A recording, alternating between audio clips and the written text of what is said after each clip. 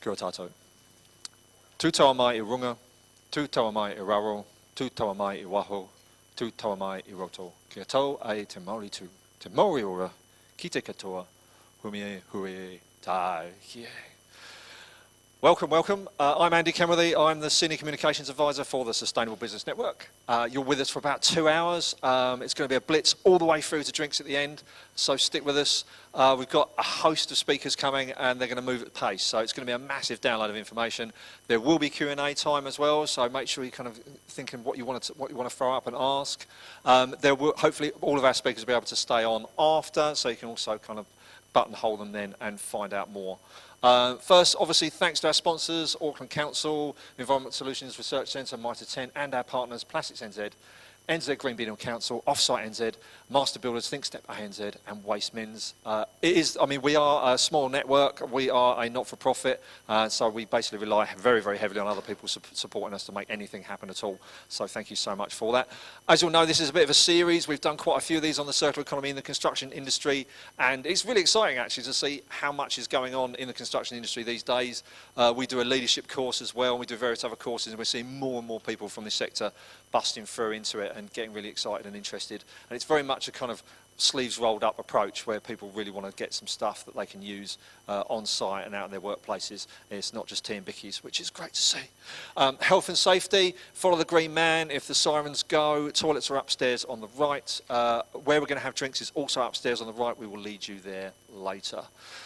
That, I think, is all I need to say for the time being. I'll just welcome up James Griffin, who is our General Manager at SBN and runs all of our circular economy work. Most of you will be familiar with him. He's going to let you know what we're doing and give you a little bit of introduction. Kia ora koutou. Thanks for that, Andy, and great to see you all here, and congratulations on navigating the fact that Gate 3 apparently doesn't exist anymore. So that's a big plus for everyone. So I'm just going to give a brief bit of context, or really tell you what we sort of already know, really. Because what we do know is the construction sector represents the largest amount of waste to landfill of any sector in New Zealand. We know that it represents around 15% of long-lived greenhouse gas emissions, and this is in the context of a climate emergency. We're all feeling the effects of what that means, a biodiversity loss, increased costs, and a growing population. So I don't think there's really any argument that we need to move away from this predominant linear take, make, waste economy to a circular one, where we design out waste and pollution at the get-go.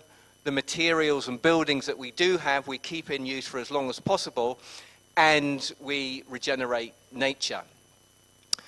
What also we know is that around 80% of the environmental impacts from the products that we make and consume are baked in at the design stage. So really this seminar is all about how we can unlock that lever of design to effectively build out waste.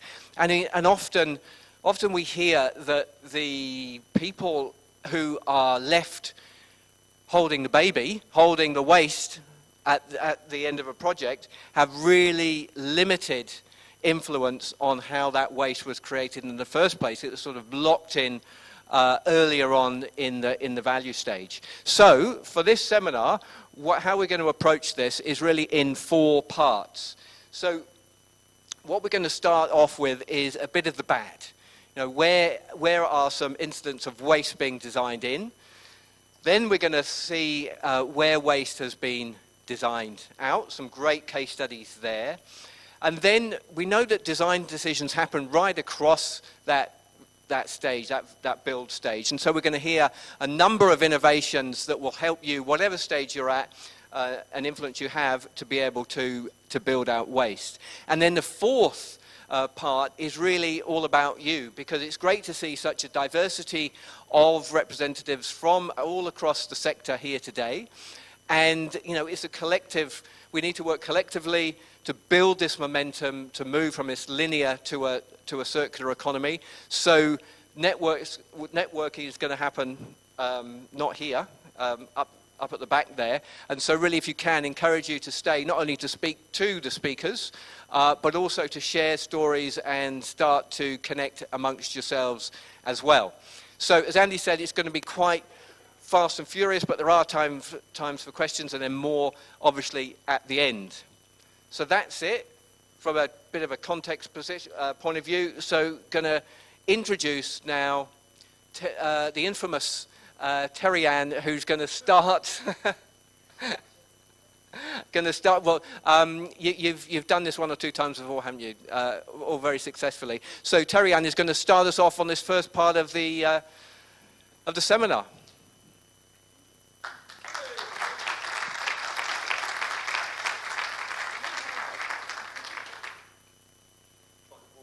Yeah, very good. Oh, okay, yeah, very good. Thank you very much. Oh, very exciting. There we go. Kia ora koutou. Yes, I have done this a few times before. In advance, I'm just going to apologise. I got a very late flight back from Melbourne yesterday. I got in at 3 a.m. something, a bit jaded. But my job is to warm you up. And part of warming you up is to give you a little bit of a story, because everyone loves a story, right? And we don't want to bombard you with data early on. So this is a little story that I was told when I was an undergraduate student about 10 years ago, or 30. And as an undergraduate student, this story has stayed with me. I've told it to all of my students. I've been around the world telling this great story. And it's got a real link to what we're going to be talking about today. So before I go into that, I'm Environmental Solutions Research Centre Director. I have a fantastic team. Some of them have been helping out today. Thank you, everyone. And what we do is specialise in issues around finding solutions for waste and pollution in New Zealand. And we work with industry and community to find practical solutions. That's what we do. So let's just talk about my little story. So between the North Sea and the Atlantic, there's a little stretch of sea called the English Channel. Everybody know the English Channel? Yes? Good. We've got the UK up the top and we've got France at the bottom. And years and years ago, in like the 1950s, 60s, it was very common for tankers full of oil to come along that coast there, full of oil. And they come from places like Kuwait and they come all the way along the English Channel. They would hug quite close to that English coastline. And just so that there wasn't any confusion, any empty tanker would return along the French coastline. And that's how it ran for a few years. But then in 1967, on the 18th of March, disaster struck. It was a terrible, windy, horrible, gaily day, and the oil tanker was like, I just want to get home, I've had enough of this. And he tried to take a shortcut. And he tried to go between the end of Cornwall there and a little group of islands called the Scilly Isles, and he got into trouble. And the oil tanker crashed into the rocks and spilled its oil everywhere. It was a catastrophe. The oil went all over the rocks on the English coast and drifted over to France, killed lots and lots of animals, seabirds, and the English, in their usual way, thought, what we'll do is we'll throw loads of detergent at it. And it was even more toxic than the oil, and it killed loads of other species. So then they tried to set fire to it by bombing it using the RAF. It's great, isn't it? And they tried to bomb it to set it on fire, but of course that didn't work either because it was too wet a day. And in the end, they just threw their hands up in disgust and went, nothing we can do about it. We just have to deal with the consequences. And they have been, because there's still oil in those rocks today if you go and have a look on that Cornish coastline. So the English are a canny bunch, and they thought, we need to do something about this. We need a solution. And so they decided that the best solution was to do that. So that this time, what's going to happen is any crash is going to happen on the French side. And that went really well, actually, for quite a few years. And then almost to the day, in 1978, it was the 16th of March, something about March, the Emoco Cadiz crashed off the Brittany coast. Double the amount of oil got spilt, and unfortunately completely wrecked the Brittany coastline. And so what have we learned from this? We've learned that what we do with the problem is we make it someone else's issue. And a lot of what you're going to hear today from our first two speakers is about the fact that waste is often someone else's issue. And we need to be thinking about making it our issue. So there's my little story. Oh, look, Joanne animated it for me. Thank you, Joanne. I can't vouch at all for the authenticity of this story, by the way, but it's a good one. So what we've been doing on our sites is we've been going around, we've done 13 construction sites in the last decade, and on those construction sites we've been characterising waste, understanding the waste flows, knowing what's coming from each site, commercial, residential. One day we'll get to infrastructure when someone lets us play on their site. It hasn't happened yet. We set up our waste separation stations, which, as you can see, are highly varied. Some of them are beautiful and sexy with concrete bases and everything, and others are simply a bag clipped to the railing, and that's as good as it gets, and that's fine. just to prove that you can do it in small spaces. It can still work.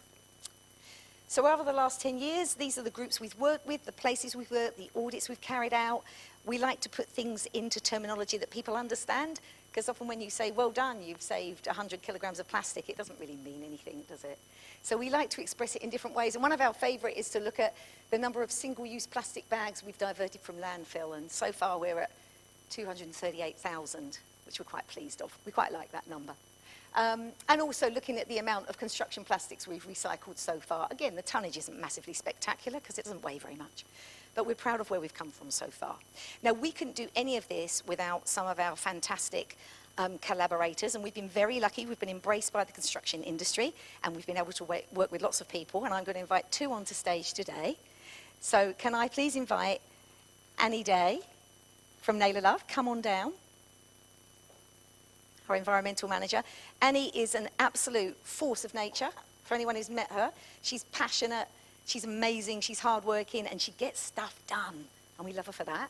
Annie's going to talk about what she's been doing on her Naylor sites, and then afterwards we're going to invite Nigel down to talk about his experience. Over to you. I'm going to be winging it. Okay, so reusable cable ties. This is a cable tie. It's low value. It's brought everywhere. Everybody uses it. Yeah, reusable cable ties, temporary and permanent.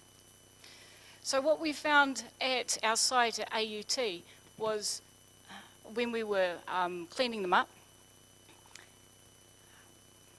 we found a lot of cable ties that were left around, and they were being overused, misused, cut down. I think it's because they cost nothing.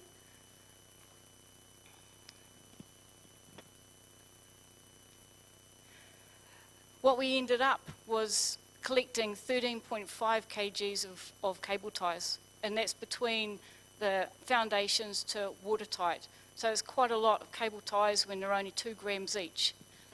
6,750 cable ties in those 2 black bags. So over Christmas 2022, this last Christmas, I was hunting on the internet for an alternative. Obviously, the cable tie is something that you kind of use all the time. Everybody depends on it. I came across this reusable cable tie. So the little end there, you can press it in and it takes the tooth out and you can reuse it again and again. So my roadmap to reusable cable ties, it's kind of been this way and that way as I've been working through the situation here. The goal was to introduce the reusable cable ties onto sites. So first of all, we had to have them retailed in New Zealand. So talked to Mega Mitre 10, and they have now sustainably sourced reusable cable ties. And there's a shipment coming over right now for retail. I've been talking to Master Spec. There's been a few roadblocks here, but it's on their work plan to have a look at it and revise the content, actually make a new spec up for cable ties. So what's in the spec? I looked at 3 projects. There was only 1 project that actually mentioned cable ties. So what we did was we then went to a services engineers and we said to them, hey, can we use reusable cable ties on our sites? They said, can you send us an RFI through and we'll think about it.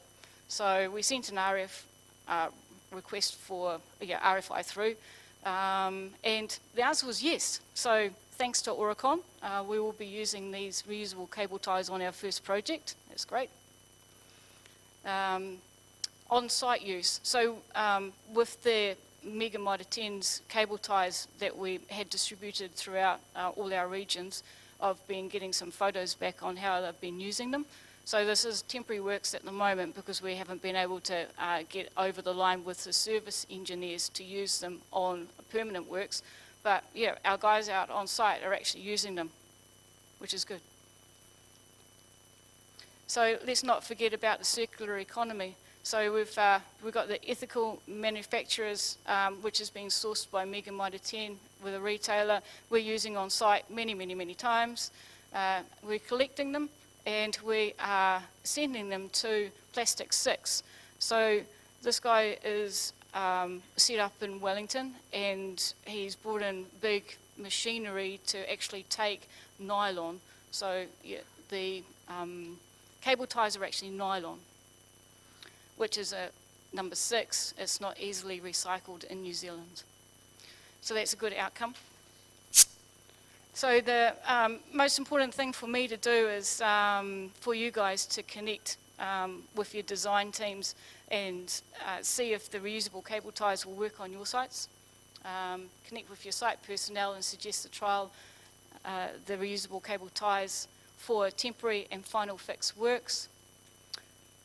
Because I've learnt that doing it by myself is not easy. So creating a following is all good, very good. What I'd like to do is thank the people that have been with me on this journey. Auckland Council's Waste Minimisation Funding, Mega Mitre 10 gave us the first packs to trial on site. Construction Sector Accord completed the beacon study for us, and now everybody has the information that we have out on their website. Sustainable Business Network for putting this on, thank you. And we couldn't have done the actual sorting on site without our qualified resource sorters. So yeah, the most important thing of all is don't lose the bird. Thank you. You might want to set up this question. Are there questions, Annie, or later? Later on. Wonderful. Thank you very much, Annie.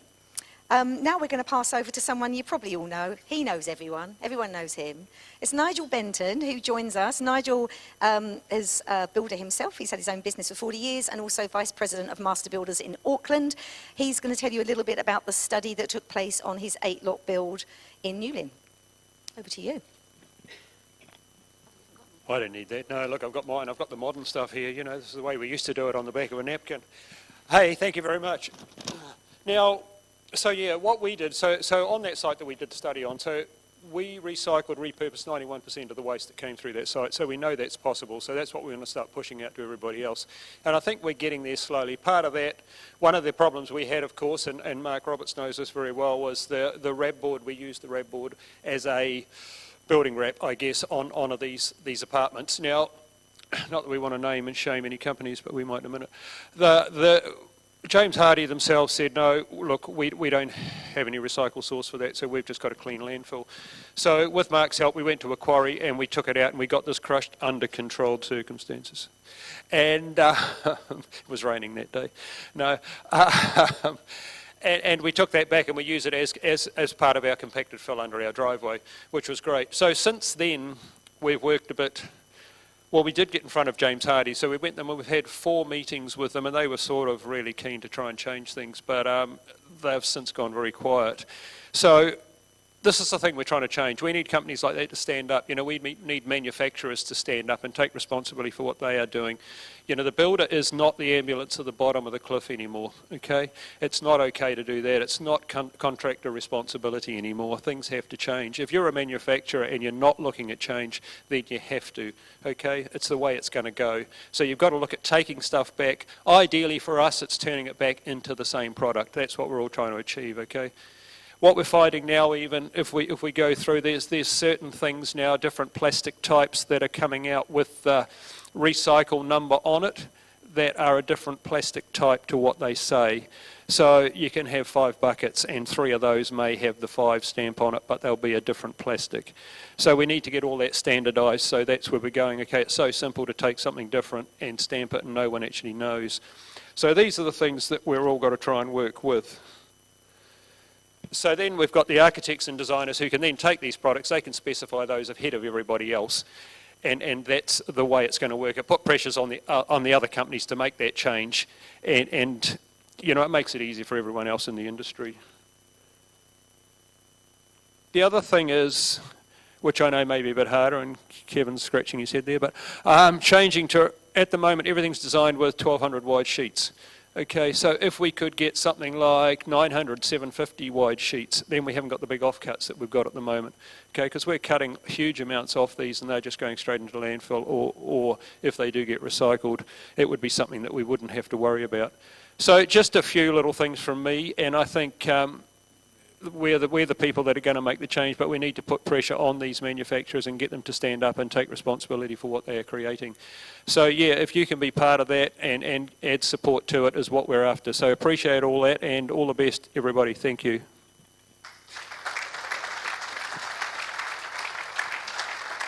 Thank you very much, Nigel, and thank you, Terry Ann, for hosting that little section for us. It's brilliant. So that was a little look at some of the sort of detail stuff, but you know, we can design out and solve those problems, and there's probably a lot of those around sites, all those tiny little things that build up to the massive amount of waste that we're seeing. So now we're going to take it a little sort of level higher to the design phase in terms of architecture and some of the sort of keen ideas people have got around that. And the first off, we're going to hear from Brad Guy, who's a Florida-based architect and academic, and I actually did a cutting-edge interview with him online. So we'll see how this goes. I'm obviously, from my accent, not from New Zealand, so I grew up in Florida, an architect. Been all around the U.S., I'm currently back in Florida. I started, as many architects do, with a general notion about making the world a better place. I worked a lot in commercial construction, and it became disturbing to me, especially growing up in a very natural place, a place very heavily influenced by the natural environment. So back before they had degrees and had to make my own sustainable architecture degree. And from there, general sustainability. So I design around energy and water. Certainly all those are very important, but the focus has been on materials. Architects generally focus on materials. That's our place in the design process, and just the disturbing amount of waste that's produced by the construction industry. In the U.S., roughly about 180 or 90 million tons per year. I've done a little visualization of that. That is about the size of the Great Wall of China. I also really fell in love with it generally, and historic preservation and the belief in the cultural values and memory, and cities are made of the fabric of their built environment, and we need to preserve and respect that. And also this idea of design for deconstruction, design for future reuse. So how do we solve this problem? In the future, most buildings are not designed for resource conservation or to enable their reuse or even adaptation. So how can we design buildings now that are more adaptable and eventually deconstructible? I would say it is about extending their lives, so we keep that material in use culturally and economically and environmentally. And when we have to, we find new homes for it. And so a lot of my design work then has been actually using reclaimed material as much as I can. It's not just a pure environmental perspective, it's a kind of honoring the memory of people and things that were made in the past and continuing that life. Yeah, I've lived in some lovely old homes in the UK, and it's, you know, there's an embodied vibe, spirit, whatever you want to call it, in those, Yes. you know, there's the effort that's gone into them, the culture that they speak of, all that. It's kind of living archaeology, I suppose it's Yes. important. So what are the key interventions, there's design interventions in the process where, you know, you could go this different route that people might be overlooking? Yeah. Well, in thinking about it, I think consciousness, right? I mean, I taught for many years, and I would take students to a waste facility because I think generally even the average person probably has never visited a landfill. Their own waste from their household, they don't really see that. It's out of sight, out of mind. I think most architects, now builders are a different story because they're hands-on, they are kind of handling that waste. Architects could observe it from afar. I don't think they're really pressed. Responsibility usually lies with the contractor. So to be conscious and look around. what are the materials? What is the stock? You could say there's an urban stock of any community. There's a constant flow of material that's coming out of renovations and demolitions. There are places like reuse centers and recycled content materials. I mean, there's a whole kind of industry of making the products that we can think about. So you have to be conscious of those. And then there's also the idea of the variability of that and the time factor. So a lot of reclaimed material are coming from a process that's very different than the new production of materials. New production is, there's a forest, there's a mine, it's there, I extract from it, I stock it, it's always available in these stores or factories, wherever I have. But the dynamic of recovering materials means there's an attention that has to be paid to when materials become available, when in the design process you can sort of nail that decision down and put that material in place in the design. And know there's a gap that's going to occur between that point and when the construction happens. So how do I still hang on to those materials or feed them into the construction at the right moment? A few other aspects I've really bought into and used as well are pretty simple, which is off-site construction processes. So panelization, or what's called volumetric construction as well, which is 3D off-site. And so that is making assemblies in a factory or an off-site location that have dimensional modularity. And the zero waste aspect of that is those are in effect taking the construction site and putting it in a controlled environment. And so when those types of off-site and mass processes are used, you then really have to look at what the modules are, what the quote billets are of those systems, and abide, I would say, by the dimensionality.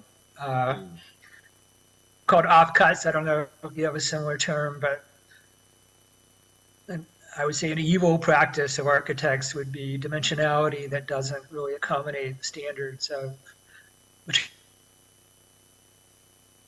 material products. So we have standard lengths for lumber. We have obviously standard masonry. It all came out of the masonry industry because that is a modular material. And then I just made a couple of notes for myself, but also the idea of modularity in general, so that if you abide by the system of connections where things can be transposed or translated. I'll try to think of a good example. When we have windows and doors and they meet common standards, maybe we leave openings and also dimension some of the structural elements that will allow for the modularity of the window system to work with the modularity of, say, the wall system or the roof system or the material systems. And so we're trying to integrate all of those modules. I'm using that term, but the idea that are different, how do we integrate them? Yeah, so even if you're on site, thinking in a modular way means you can plan ahead more easily. It's kind of weird. It's almost like watching your kids play Lego. It's like they're working out how many bricks till I get to there, and then what shape am I going to need there. It's kind of, it's basic design A, rather than going, oh, just chop that bit off at the end and throw it away. That's fine, Yeah, I mean, in design, yeah, cool. I mean, it's an analog process of the reality, right? Design is making the physical reality up front, whether it's digital or analog or visual 3D or whatever method you want, but doing that carefully, right? So if you use building information modeling and other digital processes, you are designing the building before you design the building, and ability to be careful about those interactions. Perfect. So not be a call for genuine design, for real design. Yes. Well, thank you so much. That's time for us, I think, but thank you so much, Brad. That's awesome. And thanks for joining us from well overseas. Thank you so much. Over to Andy, from Andy, back in the room. Take care. There you go. And I've grown a beard since then. It's been brilliant. Excellent. Yeah, so we're hearing a little bit about architectural design, how you can sort of forward think these things even before the building's built and even before you even design the building, like how to design the processes that then make the buildings. So we're going to take that sort of thought a little bit further with another architect, with Charissa Snijders, who's going to come up and talk a little bit about the Living Building Challenge and the substation in particular. So thank you very much. And then after that, we'll have John Rennie, who's principal of Athfield Architects. So we've got a bit of an architecture section for you. Dump this one here. Sure thing. Will I do?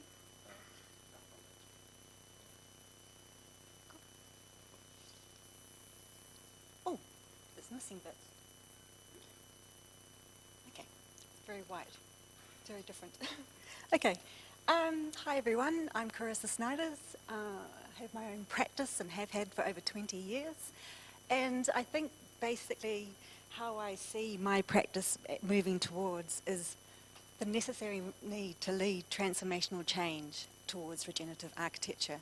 And whilst this is only 10 minutes and I can't delve into that, I think it's really important that we understand that today when we build, that we negatively impact the environment, and that's even with green buildings, they just do it at a lesser degree. What we would like to move towards is to move towards positive environmental impact and also community impact, and also positively helping the clients towards a new way of being. And to realise this, we need transformational change, and that requires the process to change. We can't expect this type of change to happen without changing our process.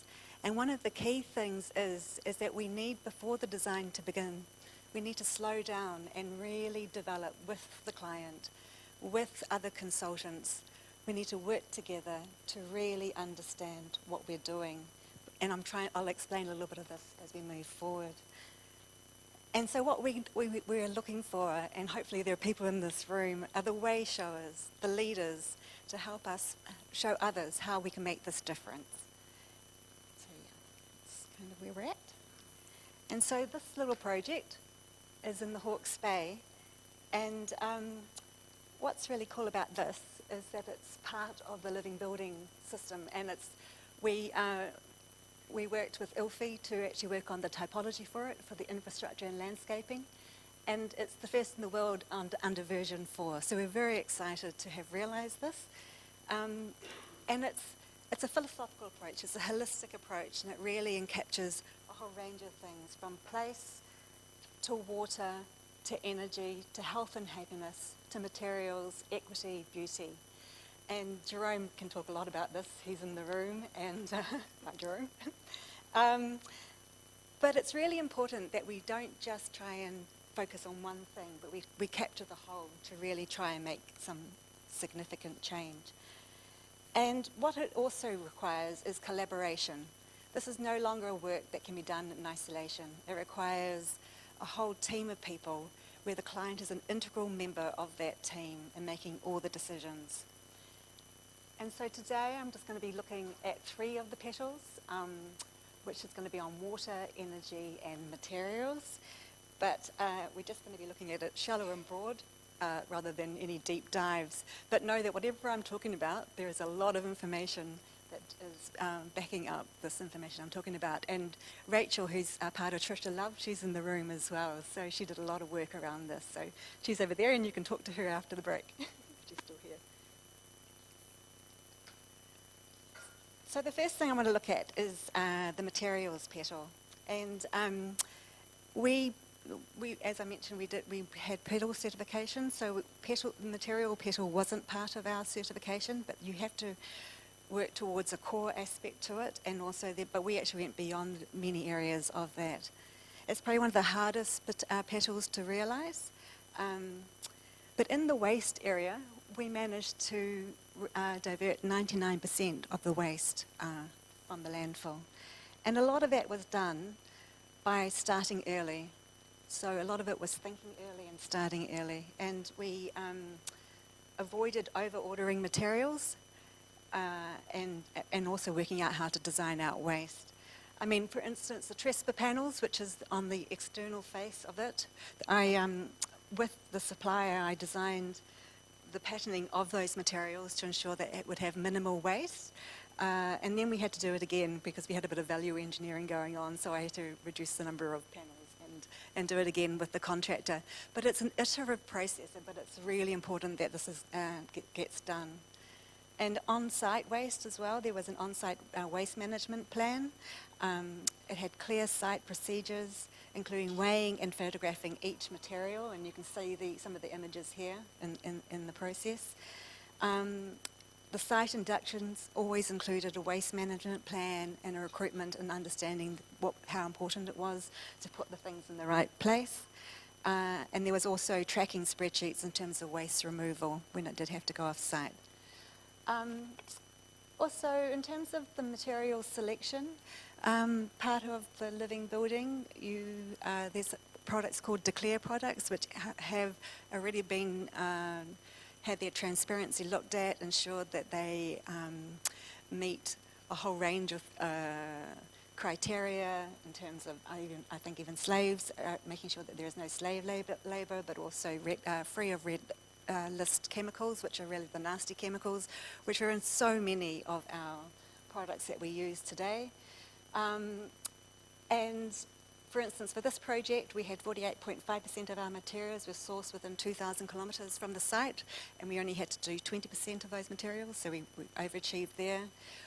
In terms of the size of our building, which was a very small building, it was only 55 square metres, we managed to put in 8 Declare products in, which is great.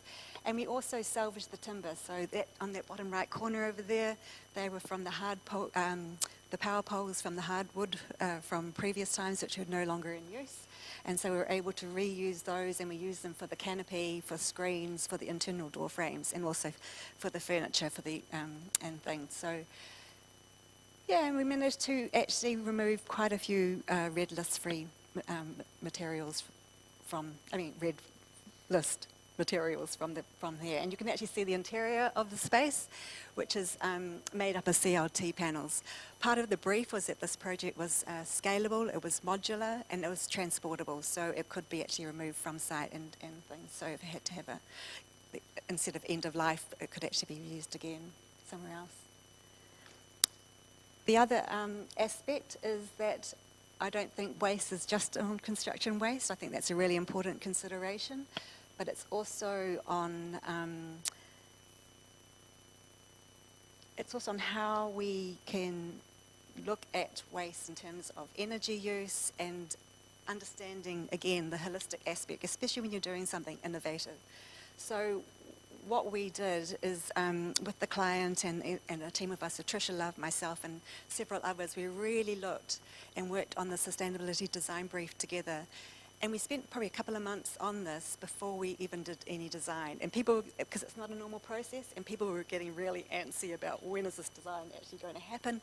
But it's so vital, especially when you're doing innovative work. So for here, this is the first switch room in New Zealand, and I imagine in Australasia, to have done CLT panels for a switch room. Typically it's all in concrete slab built, and it has to still be up to a level 4 building, which is quite a high level in terms of resilience for both earthquake and fire, and maybe even water now back down in the Hawke's Bay. And so what we did as well is we looked at it, and so we had to look at it and we had to get it tested in terms of its fire ability and also its earthquake ability to be able to withstand all that. And we had to also look at how we could reduce, typically a substation of this size needs 2 air conditioning units. It's really important that, sorry, 2 more minutes ago. It's really important that that it's monitored in terms of its temperature, so there's a temperature range it cannot go below or above on, and also the humidity. So it was really important that even if we took out these aircon units, which uses a lot of energy, we would be able to have that ability to still keep within that range.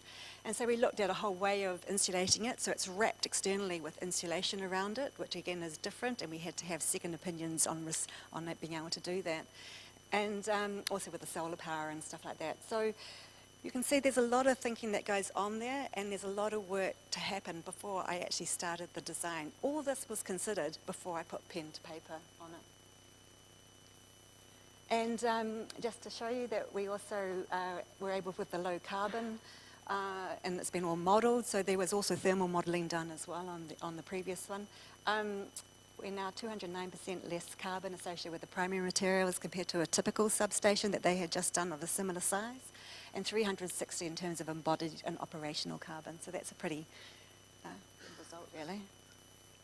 And then with the positive water, we wanted to celebrate the fact that we were collecting its water, and we were mainly using it for irrigating of the garden and the green walls that are growing, and maintenance and cleaning. Also, we considered the colour of the roofing that we were using. So yeah, again, consideration and really deeply thinking about what you're doing.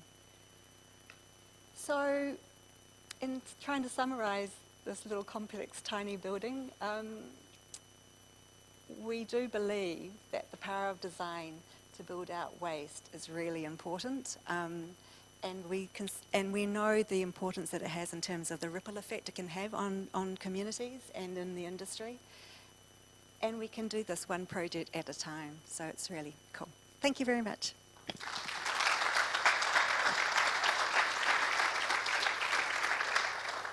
Thank you very much, Charissa. It's amazing, these exemplar projects, and that it's all the time being taken, but then the next person probably has to take a bit less time, and it becomes the norm, over time, which is fantastic. So we're going to hear now from John Rennie, Principal of Athfield Architects, about the Kaipakiti Project Eco Hub, another one of these inspiring projects. And then after that, we're going to have another video. And we're going to have a bit of time at the end of this section on architects for Q&A. So start thinking about what you want to ask them. Pick their brains while they're here. Cool. Thank you very much. Good afternoon, everybody. I'm John Rennie from Athfield Architects. This is not my presentation, so that one there. And yeah, so I'm going to talk quickly about the Kaipakiti project. And obviously, I'm an architect, so I'm a jack of all trades, master of none. And this is really, I don't think we've got a lot of stats, and I'm already embarrassed by our recycling materials in comparison to the other ones that have been talked about today. But I think this is sort of more perhaps experience on the trenches. So Athfield Architects, our purpose is to create meaningful architecture to enhance the lives of people and communities. And we're in Auckland, Wellington and Christchurch. And I think most of our projects are prototypes. I was riffing on what you were saying there about this idea of learning and so forth. And in some respects, the learnings from this as a bespoke structure are possibly not as interesting as the ones earlier in terms of like mass housing and so forth. But I think there's lessons to be learnt from it. Always want to acknowledge a lot of people involved, and really I'm stealing the thunder of Francis Cooper, Lars Ormond and Lottie Vandervis, who at various stages were involved in the project. Our consultants, E-Cubed, Innovate, GWE and Crossfire, the client, Auckland Council, and the tenant, Kaipakiti Project, and assisted by Carl Pickens, Landscape Architect. And look, I think it's, in our practice, we've learned every time it's all about the client. Client's not with you, you're just wasting your time. And it's sort of remedial class. And in the case of this project, it's also about the person that's going to build it, which was Aspect Construction. And Cam, it's the only photo I could find of him, but he's the site manager, and he cared about this project, and so it got delivered and a lot of stuff got carried through. And that's another key thing, is if the team's not working together, you're sort of, excuse my language, putting shit uphill. So this is Kaipakiti Project. I'll give a quick overview and then go into the detail. This is not our architecture. This is 1970s kindergarten, which is what they occupied in Kaipakiti. The existing structure, very cold in winter, almost as cold in summer. But Kaipakiti Project, I imagine many of you know, do amazing regenerative nursery work and growing and teaching environmental understanding and so forth. And although they were a tenant, and there's a whole lot of complexities around them being tenants and not being the client, our client was Auckland Council, so there's a tension there. They were amazing advocates for the project. And this is the site, so for those of you that know it, it was a kindergarten at the bottom of a long driveway that it shared with the neighbouring house next door in Kaipakiti off Lauderdale Road, and they do a lot of work through this reserve here on the nursery work. and generally the architecture comes from the peculiarities of the constraints of the site, with a huge overland flow path through it, and some challenges with access. And this is just a very brief plan of the building. It's a very simple structure. It's about 135 square metres, and it basically consists of an office for use by Kapariki project, some toilets that service for the volunteers that do the work in the nursery, a small meeting room, a workroom, and a kitchenette that's shared between the spaces, arrival and out from there. And this is it in completion, and I'll go into the detail of some of the things we learnt from it, but effectively it's a red metal-clad building, red because we learnt that this, at one stage through the Kapariki region, they grew a lot of strawberries, and we thought that was quite a nice sort of little narrative about the history, but also that idea of something red in amongst the bushes. And as you can see, it's a mass timber structure, glulam structure, built by Techlam, with oriented strand board linings throughout and timbers. So it started off life as an LBC, as a Living Building Challenge project, and Jerome was involved at an early stage. But it was a stealth LBC project. It came from Auckland Council needing to replace the existing kindergarten, and because of the people involved, we said, well, let's try and do Living Building Challenge, and we got that through to the end of preliminary design until people in council said, sorry, it's not a Living Building Challenge project, you've got to pull the guts back out of it. And so we didn't carry on through, and I'm very jealous of having an ability to do that. But we did try, and we are still trying to achieve 5 of the 7 petals moving forward. So it was finished almost a year ago, around place, energy, health, happiness, equity and beauty petals. We didn't pursue the materials petal because it was incredibly hard, and we didn't pursue the water petal because the nursery uses so much water, we were never going to achieve that in a million years in terms of how that works. We couldn't, even though there's a large storage tank under here that stores all the rainwater and is used by the nursery, it doesn't even begin to touch the amount of water that they use. And it has a whole lot of features around water tank and recycled timber flooring and oriented strand board and structure and so forth. So, in terms of designing in, we, from the early stages, we had a bit of a mantra about having no jib on the project. It was sort of a frustration with that on other projects, and this got built over COVID, and we were quite smug with ourselves when everyone else was having jib shortages and we weren't. So working with things, and people have talked about sheet sizes. We went for oriented strand board, which is good in terms of the glues that hold it together. It's good in terms of its effect and its impact and its visual presence. It's got a nice quality to it.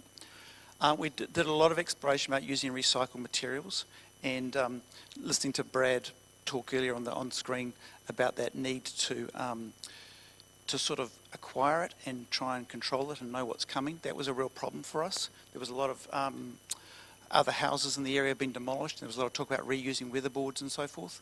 We struggled to do that because we couldn't secure the volumes, and we struggled to use it for cladding in terms of compliance and getting that certified and so forth. So as a result, we went as far as recycled flooring. The recycled flooring came from Christchurch, so it was more about using that economy of what is a recycled material in the New Zealand construction industry rather than being able to identify particular stuff.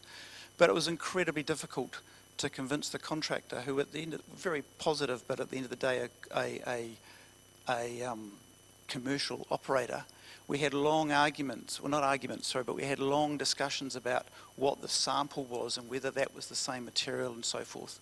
It's really sort of tedious stuff, but it's actually trying to tell someone we're happy if it's got dents and dings in it and so forth. There's someone that's used to an industry of it just being completely, it's got to be perfect. And this is it going down and coming through. And then the other thing we did is we tried very hard to specify MCA timber through the whole project. So to us, and we don't understand enough about this, but it's perverse that New Zealand's one of the only countries in the world that allows CCA treated timber, makes reuse of it very difficult. It's not a great material. So we tried to specify MCA timber. The problem we had with that, and most of the timber is MCA treated rather than CCA timbered, but over COVID, the timber treatment people were making so much money they basically just refused to treat the timber and they just kept on doing CCA. So there is a small amount of CCA timber in the building.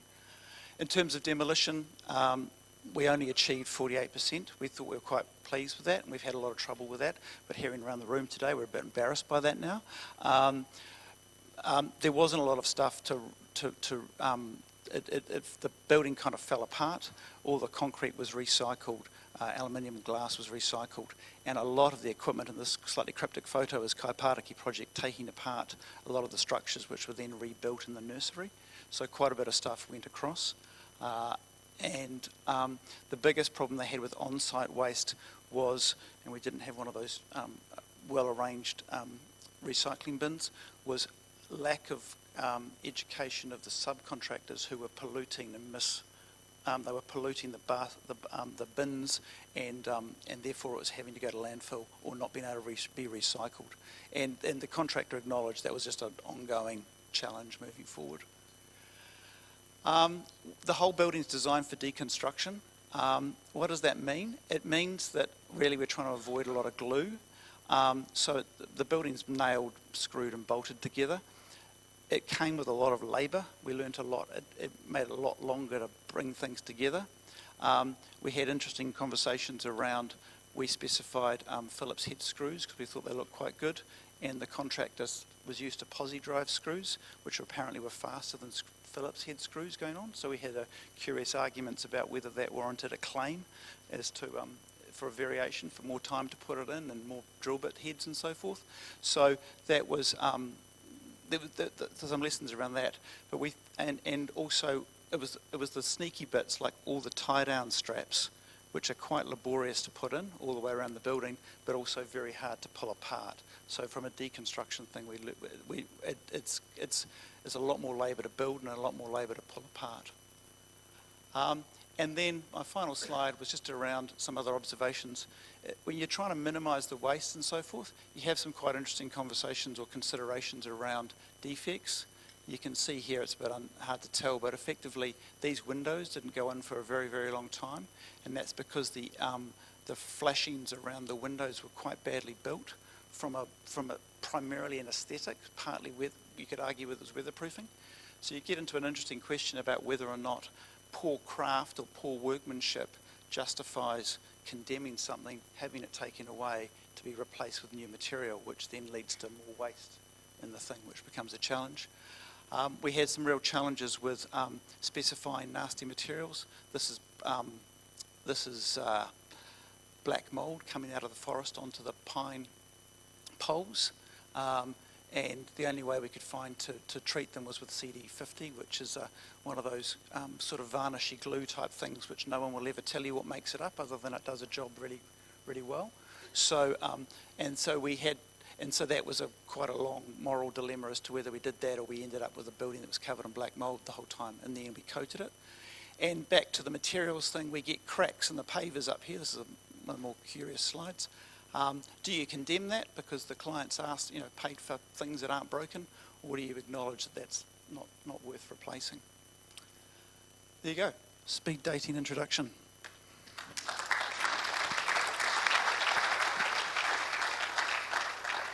No, John, that's a really good example of taking on the challenge, and then the follow-through of little changes can make a little change, and then another little change, and even down to just craftspeople getting the way they're used to working on their tools, even down to drill bits. It's the detail. We are going to do questions here while we're doing good for time. But next up, I've also got another video. I've got Robin Curtis, co-founder of Health-Based Building, and he's going to talk a little bit about healthy homes to me back without my beard. So what are the design steps that people could go through to kind of start cutting this stuff out, do you think? Well, it's an understanding, first of all, that in the design steps that they're asking the questions on and on the particular products being used. So from the consumer's point of view, there's a distinct lack of awareness of the volume of plastics. Most of that is established on a belief that the design process in the building industry has got this under control, and a belief that we're all in this common goal together to deal with sustainable practices. So the first thing that we do in assisting our customers with the design steps is to make them aware that we have a policy of replacing plastics and chemicals within plastics and other products, a policy of replacing them where possible. And we can then demonstrate that that is possible to the consumer and the builders, and that gives them confidence that these are not difficult steps to take. For instance, replacing plastic frame wraps with rigid air barriers. There are immediate performance gains. It becomes cost effective via those performance gains, energy savings, air tightness and such. And we flow on from there to removing the plastic or replacing the plastic in other ways too.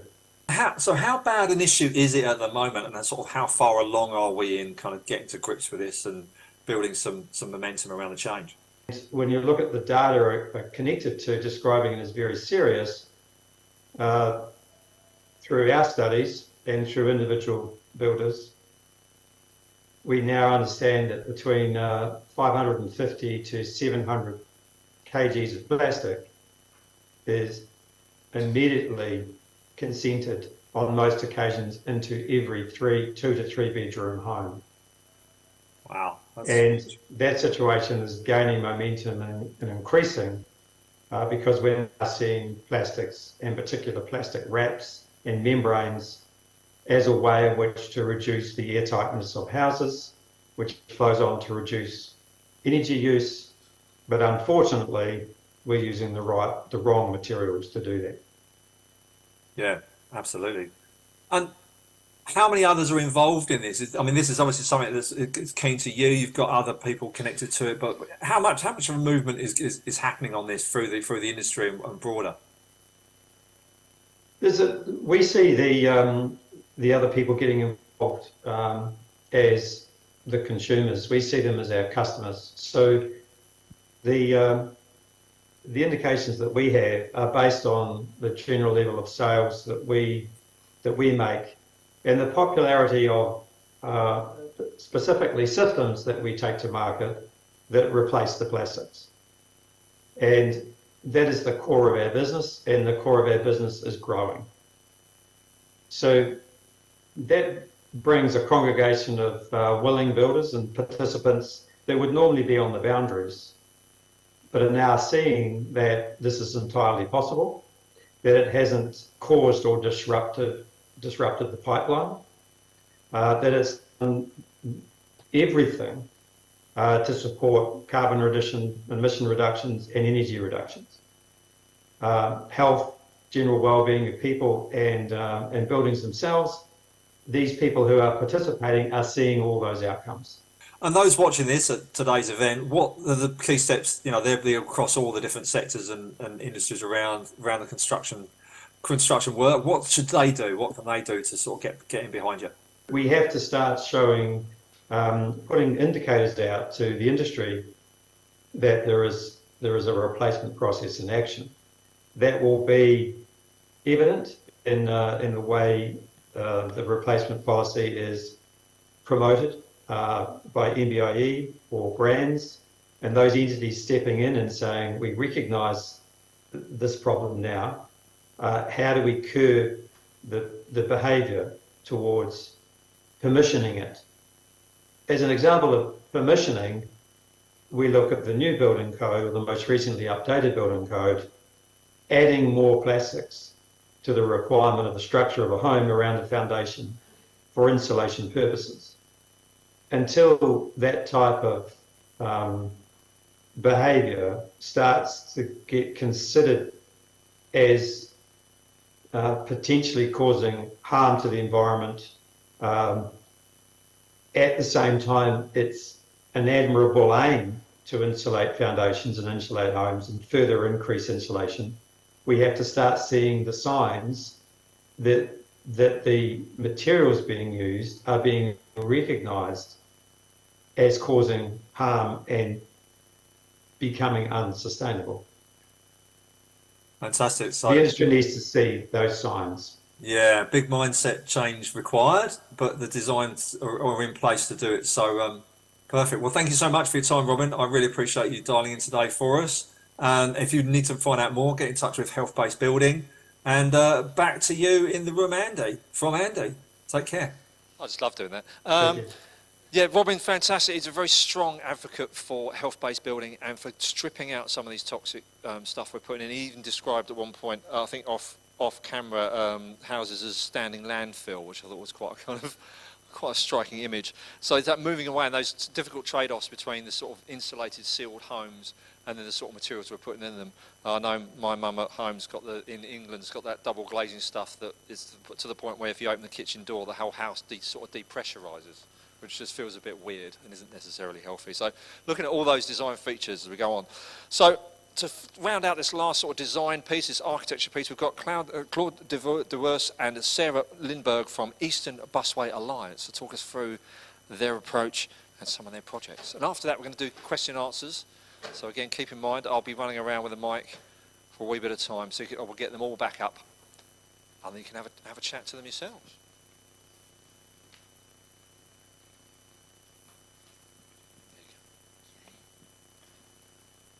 Kia ora toto, Sarah Lindberg, I work for ACOM, and this is Claude, who's an independent contractor. I think he's got some work available, some space available. You can talk to him afterwards.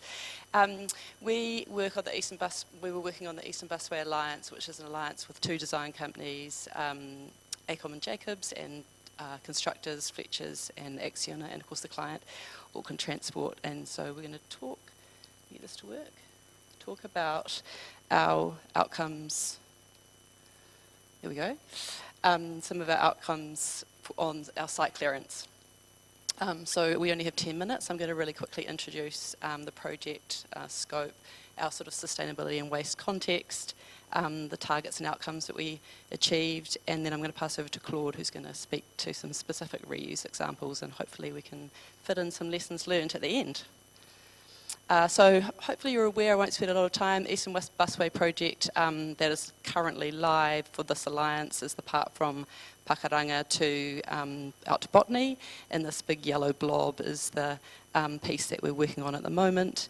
Segregated busway going down the middle of Te Rakau Drive.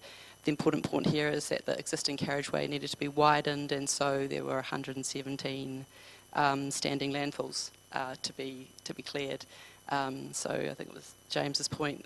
This is sort of about what we did when we were left holding the baby. So just as a bit of an overview, I was a sustainability lead on the project right from the beginning. We co-designed a sustainability strategy with a bunch of objectives and targets.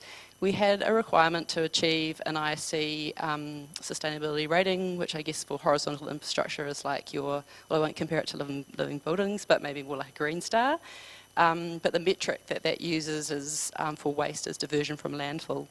We wanted to move ourselves up the waste hierarchy, so we embedded a key performance indicator specifically on reuse.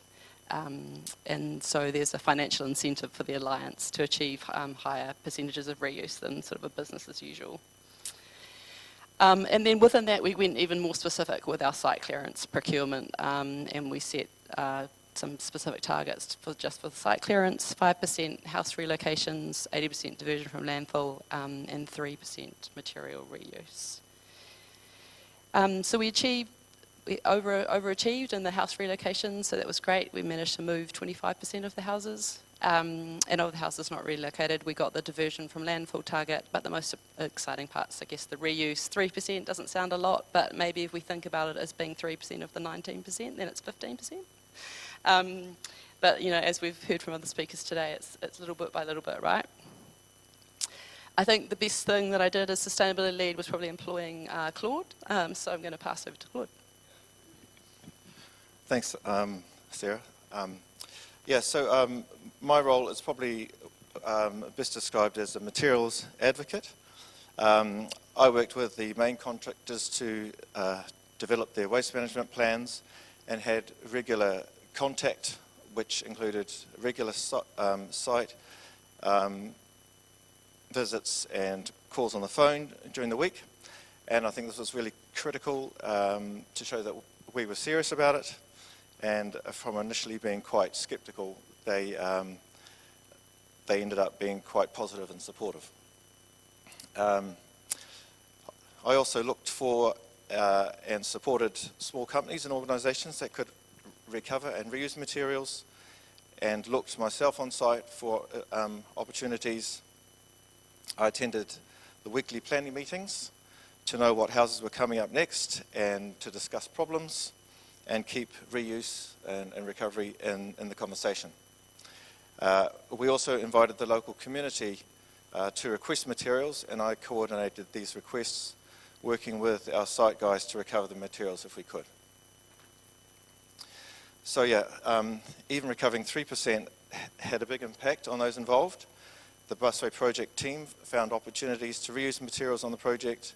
The reuse groups downstream of deconstruction got access to materials and the chance to learn how to recover and reuse them. And our local community got materials, and this enabled meaningful connections and a lot of positive feedback and energy for the project. And as we've got such a small amount of time, I just thought I'd try to let the pictures do the talking, and so run through very quickly some of the photos of the opportunities that we had, working with the 7 small businesses and the many case studies of cases of material reuse into the community, and also material reuse on the project itself. So we had the Onehunga Community Recycling Centre on the project. They were just learning how to do this. They were recovering construction materials and household items. We had a second-hand carpet guy who recovered carpets and underlay. We had 2 companies recovering native flooring and floor joists, and also some windows. And then 1 company recovering weatherboards and more flooring. And on the community initiatives, we had community housing project that we recovered curtains and rails for, also plants for their gardens, and some washing lines. Bricks and tiles. A few people were after bricks to renovate their houses. They wanted our bricks because they matched theirs, because they lived just around the corner and they were built at the same time, so they were popular. We also had crafting going on, gardening projects, community woodworking projects, and furniture projects. We had gardening groups come in and recover plants from around the houses before the houses were moved. We also had a community garden down on Tamaki Drive that you can go and have a look at if you like. Plants, fencing, and wheel stops were recovered from our site for that.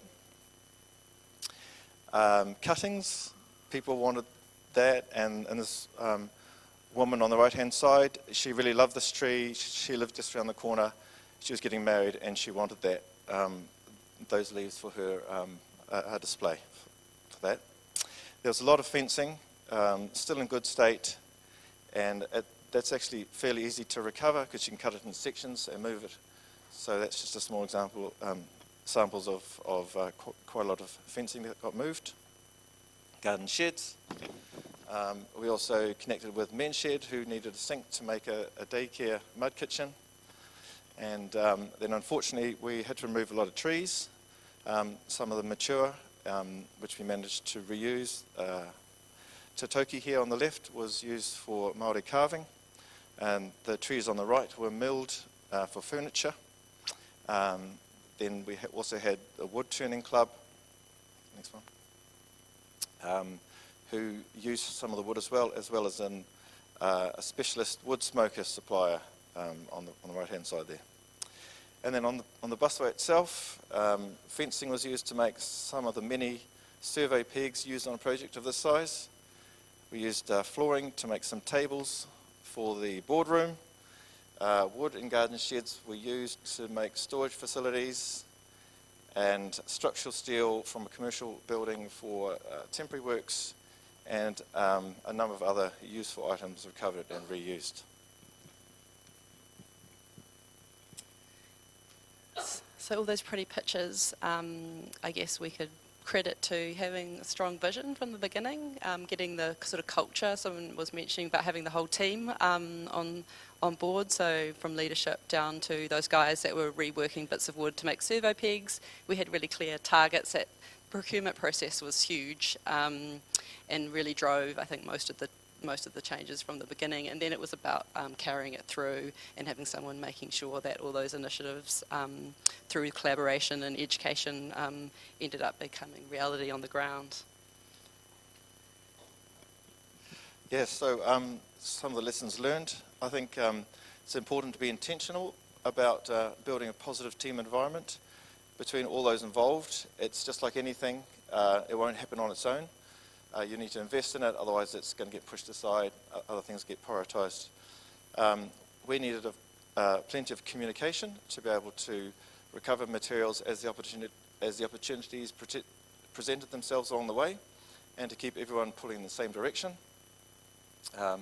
Some of the materials at the moment don't quite have enough residual value to cover the cost of their recovery, so reuse agents sometimes need support in various ways to help them recover this. We also needed to recover material quickly to avoid it going missing or getting damaged by intruders. We were able to stimulate circular activity as well, and I think one of the many encouraging outcomes of this project has been the fact that the Community Recycling Centre, after working on this project, is now significantly increasing their capacity to recover and manage secondary materials, and are in the process of employing 2 additional staff to be able to do this. And this is exactly the kind of circular activity that we're wanting, that we're hoping to get out of a project like this. And the community responded very positively, and it was a great way to connect with them. So yeah. The next. That's interesting. Yeah. So the next phase of the housing clearing starts about the middle of next year, and we've got some more ideas we hope to try to connect, to continue to learn and to increase material recovery opportunities.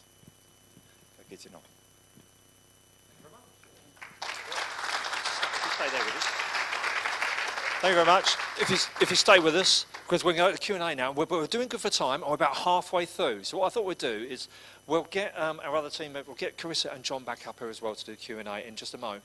But let me give you just a couple of minutes to talk to your neighbour, have a think about what you've just heard, chat through it a little bit, and then we'll come back with some questions, okay? So just give you a chance, and you can stand up and have a stretch as well if you're feeling a bit stuck in your chair.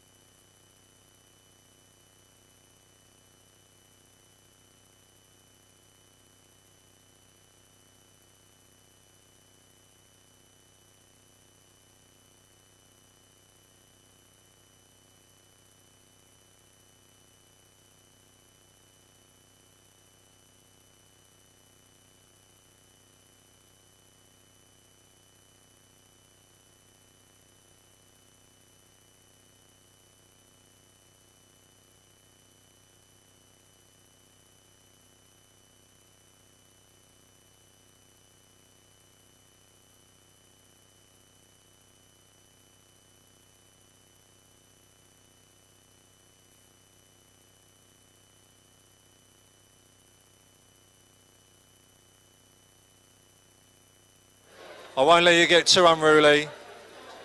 If we can start to settle down again. It's great to hear that there's plenty of pent-up conversation. I'll draw your attention back in. We get you folks set up. I'll give you that to pass along. if that'll work. Okay, team. Brilliant. It's really great to hear that. And if you can shuffle this way a bit, because the camera doesn't get too far, sort of about there. There's a camera right following. Okay, folks. All right, here we go. Oh, we've got an early starter. I'll get a run up here. 3 fabulous projects and really inspiring, really good work, teams. Just on that last one, on the busway, did somebody go in and sort of scope out the waste before you even got started? Was there a sense of, did you take the time to work out what you were dealing with, what the opportunities were, or did you just do it, work in flow? We sort of tried. In my head, we would have done a full analysis and then given that information to the market. But it didn't end up that way. What we ended up doing is we did have a bunch of information we gave them, but we went to the market, we went to demolition and house movers all together, and we were probably very annoying, and we made them say what they were going to do with each property. So we sort of made them specify, oh, is this one you'd move? Is this one that you'd have high diversion rates? And that meant that, because we were never going to give it to just one contractor, right? And we wanted to have give the opportunities to some smaller people to participate. And so nobody needed to tender for all of the properties. And then we had this pretty complicated analysis where we kind of compared costs and waste outcomes, you know, with different iterations of dividing up the houses among 6 different contractors, and that's sort of how we drove the outcomes. But it would have been good to do the front foot, the work, but I couldn't get the costs across the line. And so one part of you wanted sort of like this big waste audit control mechanism, and the other part had to let go and let it be a bit more organic, and somewhere between the two was the reality. And then it was just the connecting the dots. So I think one thing we didn't say is that the subbies also learned a lot. So we didn't end up going with, I'd say, the highest performers, but we decided that we were going to drag the bottom up a little bit. So I think that's what we did, but it did need a bit of a stick and carrot approach. Great, thank you. Awesome, great question. Next. Over there. Oh, okay. Hang on. Going all the way around. If I fall over, it's my own fault. Hi, this is mostly a question for Charissa, but it could be answered by everyone.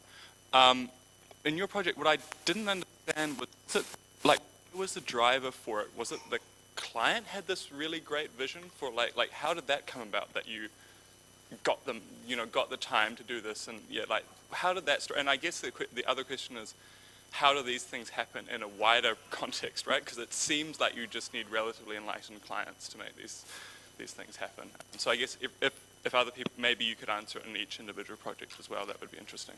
So he didn't initially just come to me and ask for a living building, but what he did do was he did some of his research, and he found me through a blog I had written on it, and he was interested. So he was interested in sustainability, and what we were able to do, because he probably was an alternative thinker within his own organisation as well. So we had to bring the organisation along with us. And so I think what we decided to do, once he talked to me, and we thought this is, I brought Charissa Love early on. I knew I just couldn't do this alone.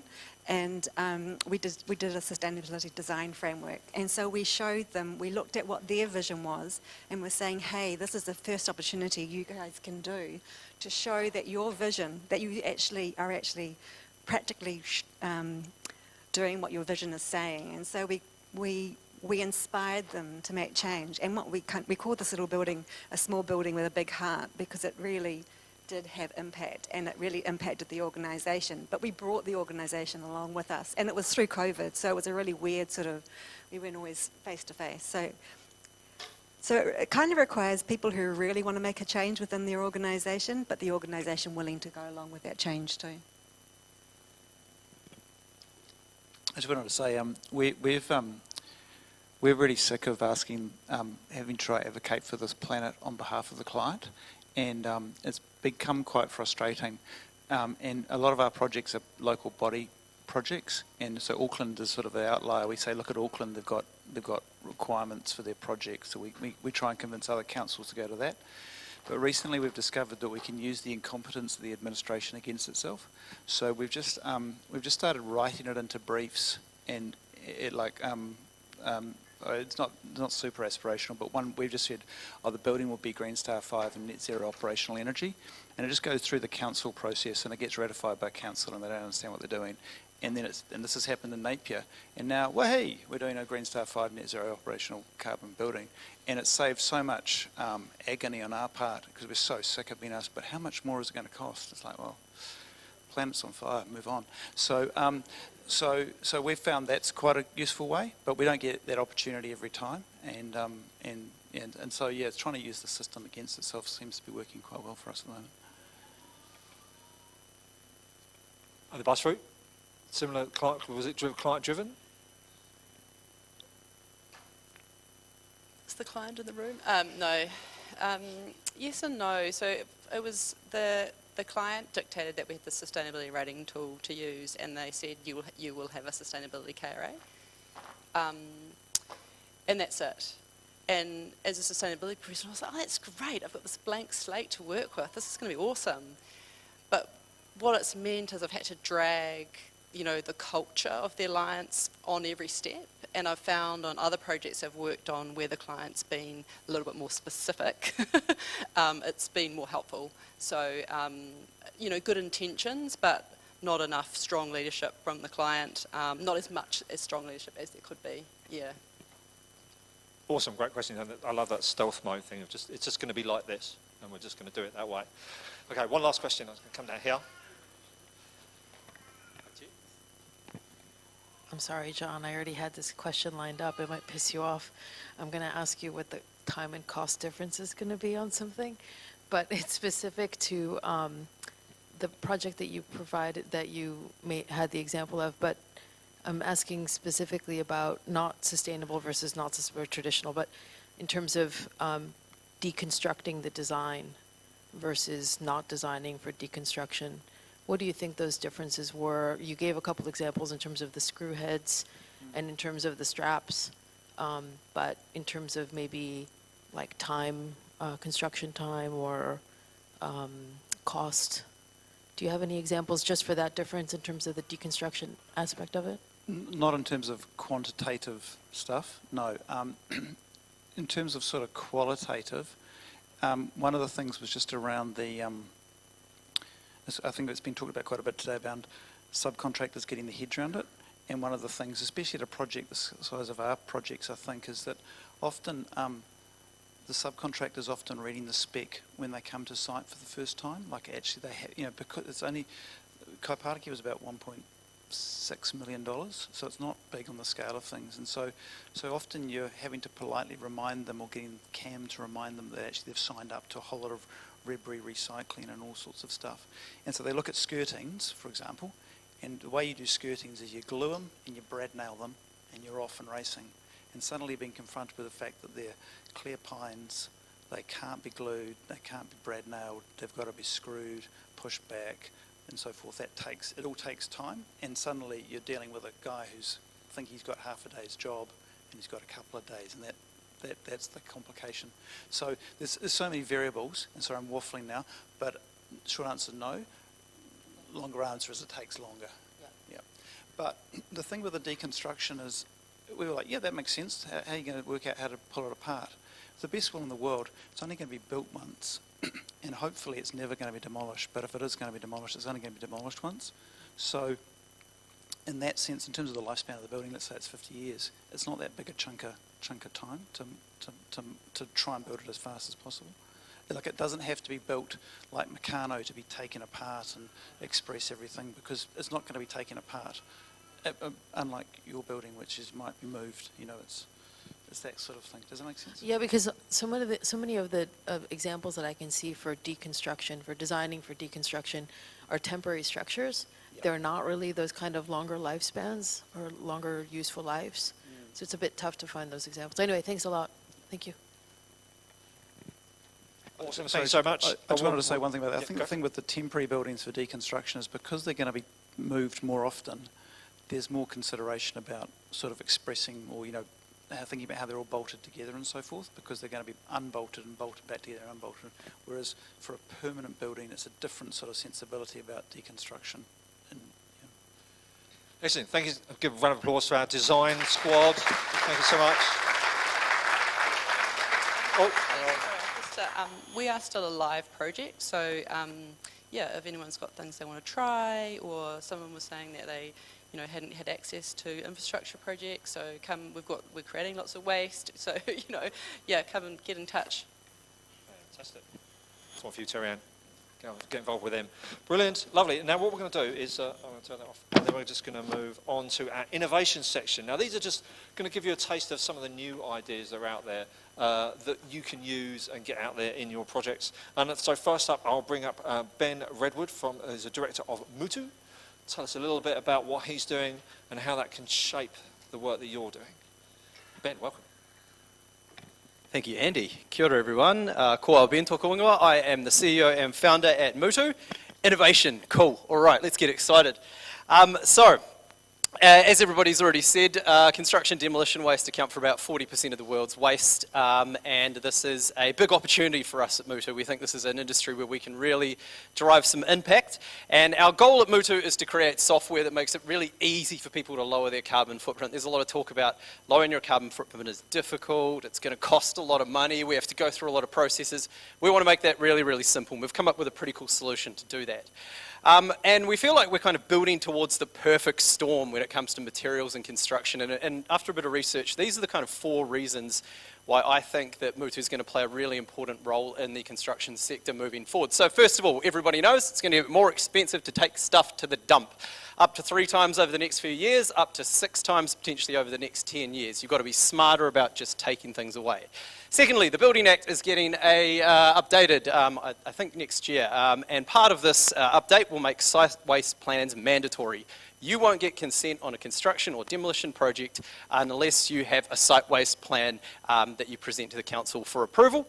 Third, material costs keep going up, 11% per quarter. This is conservative. It's going up and up and up, not showing any sign of slowing. We've got to be smarter about materials and how we use materials on projects.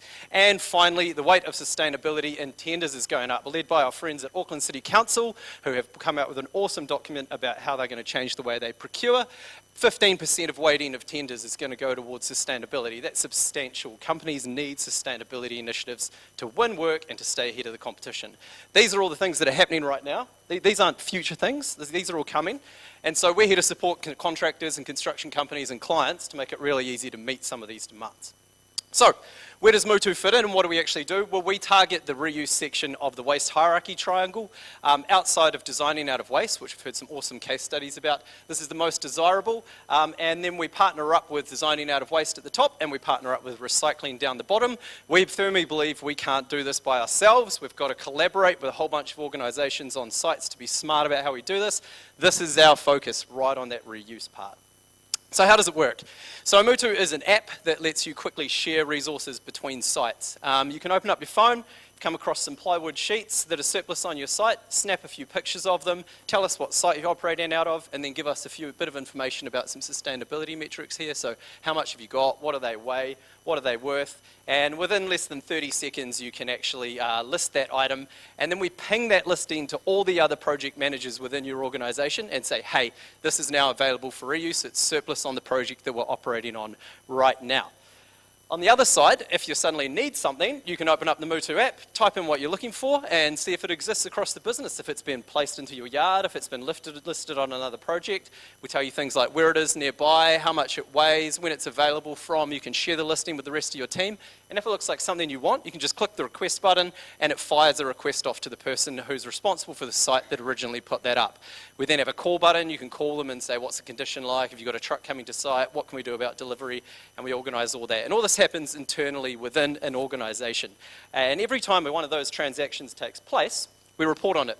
And this is a real key driver for us at Mutu. This is a big part of the value that we demonstrate and add to our customers. So we create custom reports that slot straight into site waste minimisation plans. We report on things like cost saved, so how much procurement costs have you saved by reusing materials across your business. This is a really key metric for the directors because they want ROI on sustainability initiatives. We feel like we're one of the few initiatives that really saves companies money rather than costing them money. And at the moment, you get about a 5x return in terms of investment on Mutu in terms of how much our software actually costs. On top of that, you can filter by site, you can filter by user, you can filter by timeline. So we start giving you some really cool data about the waste streams that you're creating on your sites. And then finally, to make it even easier for everybody, we have this fantastic little button that says Download Sustainability Report. You click on that and we spit out a PDF that talks about how Mutu is an on-site initiative and shows some of the metrics that you can use to demonstrate to clients or put into tenders to say this is a sustainability initiative we have on site and this is the impact that we've had using it across our organisation. What have we done so far? So we're just getting started. 250 tonnes of surplus materials redirected back into other projects with the customers we're working with. I did a quick Google before, or actually a ChatGPT, and I asked what's that equivalent to? A fully loaded A380 bus sitting on the tarmac ready to take off. So I don't know if you've ever stood next to one of those things. They're huge. That's what we're after. Like I said before, a really key metric for us is these procurement costs saved. We want to show our customers that you can actually get return on investment by investing in sustainability, 670K, and then we're at 28 tonnes of CO2 emissions redirected from landfill through reuse on the platform. We're working with about 20-ish customers across Aotearoa at the moment. Mostly we're focusing on the civil contractors and also some construction, what we call vertical building companies, and we're really targeting how can they share these resources easily between their sites. So, a couple of things before I finish. Number one, I've Ralph here. You put your hand up, Pete. Pete's from Hick Bros. They are one of our amazing customers. We love working with them. Pete's the sustainability manager at Hick Bros. I was just sitting next to him. He got a ping on his phone. Somebody wanted some PVC pipe head listed earlier. He opened up Mutu, clicked on the request and said, yeah, you can have it, saved his company $300 and kept that waste out of landfill. That's how easy it is, right? And that literally just happened.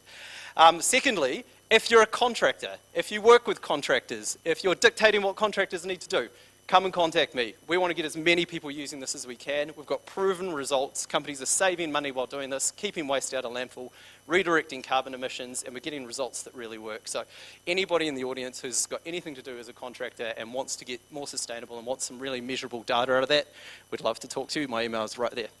Thank you very much. Wonderful. Yeah, grab Ben after. I wish I had something like for my socks, because like where they could locate them and say where they were. It'd be brilliant. But it's really good. There's lots of data. We need data. We need innovation, and that's exciting stuff. And there's money to be made out there, and I hope you make loads of it. And we're going to go on to Andrew Minturn, co-founder and joint managing director of ClevaPod. He's going to talk you through another of his innovative ideas that will make all this sustainability stuff so much easier. Andrew. Thank you. I made it on stage without falling over, which is always a good start. So, here at ClevaPod, I'm going to give you a 5-minute presentation on 10 years worth of innovation. So I'll be going at a clip, and please keep up. So what is the ClevaPod? The ClevaPod is a replacement for polystyrene. So we're trying to get rid of polystyrene out of the construction industry. Many of you will be familiar with the old polystyrene pods that's under the construction floors. It's predominantly used in New Zealand and Australia. Around the world, they tend to use solid concrete. We come up with a great idea to use these pods, which basically is a concrete saver. It adds no value to the strength of the floor, but it does save an awful lot on cost. Unfortunately, polystyrene adheres to concrete, and therefore at the end of the construction life, when that foundation is ripped up, the whole lot goes to landfill. To put that in perspective, right now, if you looked at New Zealand for the last X amount of years, which is 1996 when it first came into New Zealand, we have equivalent to 9 Giza pyramids of volumetric concrete, which is contaminated with polystyrene, which is going to end up in our landfills. So my kids and my grandkids are going to have to deal with this crap, and we're trying to get rid of it. All right? To put it in a financial perspective, at 160 square metre cube, right now, and that's not taking into account the price of landfill, that's $37,873, which is to deliver that floor to landfill. And that doesn't include the contractor costs to lift it up, or the transporting costs or anything else. And that's 64.39 tonnes per floor, which is ending up in our landfill. Something needs to be done about it. What are we doing? We obviously need to get rid of this stuff. This is a site and I won't tell you where it is, otherwise you'll get to see it. And the next one here is on the national news. That's Punui Stream down South Auckland. So this stuff floats around. It is everywhere. It is pretty awful. So in terms of sustainability, the ClevaPod can be recovered at least 3 times. And given that the average length of time for a floor is 50 years to 100 years, the ClevaPod has a sustainability value between 150 and 300 years. So we won't get rid of it completely. Ultimately, at the end of the day, the plastic for the ClevaPod can be used for things like pens and covers for grates. But in terms of its structure right now, it can be used to up to 300 years, which is pretty better than at the end of its life going to landfill. So what's the ClevaPod itself? The ClevaPod is just a void form. It's a sophisticated void form. It's an upside down paddling pool with a whole lot of smarts to it, but effectively it's there to take away polystyrene. It does stack, so if you think about it from a volume perspective, a normal house for polystyrene is a truck and trailer. On that same volume, we can get at least 10 to 12 houses. So you're lowering the carbon in terms of its construction and to its delivery. To prove the point, we also want to walk the talk. So we built a floor, and then 4 months later we destroyed it, just so that we could prove you could actually recover. So what you see in front of you is we understand it's the world's first fully recoverable cycled and circular floor. Every part of that floor was recovered, including the plastic and the steel and the concrete that was reground and reused again. So that's 100% recycled foundation. As I said, they understand that the first in the world. We also are very conscious about health and safety. The last thing we wanted to do was create a product and then have a whole lot of health and safety issues from people putting their feet through it and lacerating their legs.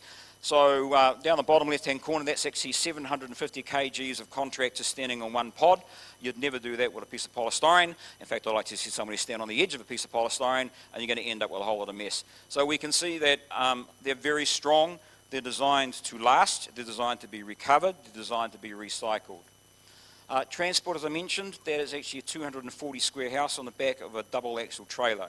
Again, that would be a normal truck and trailer, and so the carbon footprint there is just is very small in terms of delivery. It's very clean, so there is no polystyrene blowing around the neighbourhood. There's no polystyrene down the golf course, as we saw a couple of weeks back, and it looks very professional. From a constructor's point of view, it's exactly the same as polystyrene. It's designed to be put in and laid exactly the same way. So in terms of timeliness, we laid that floor in about 2 hours, which is almost a day shorter than what it currently is, because you don't have to carry one pod at a time. You're carrying 6 or 7 pods out and you're dropping them one after the other. So it's a very quick process. For us, our idea is that we are trying to rid polystyrene out of the industry. We can only do that with the construction industry support.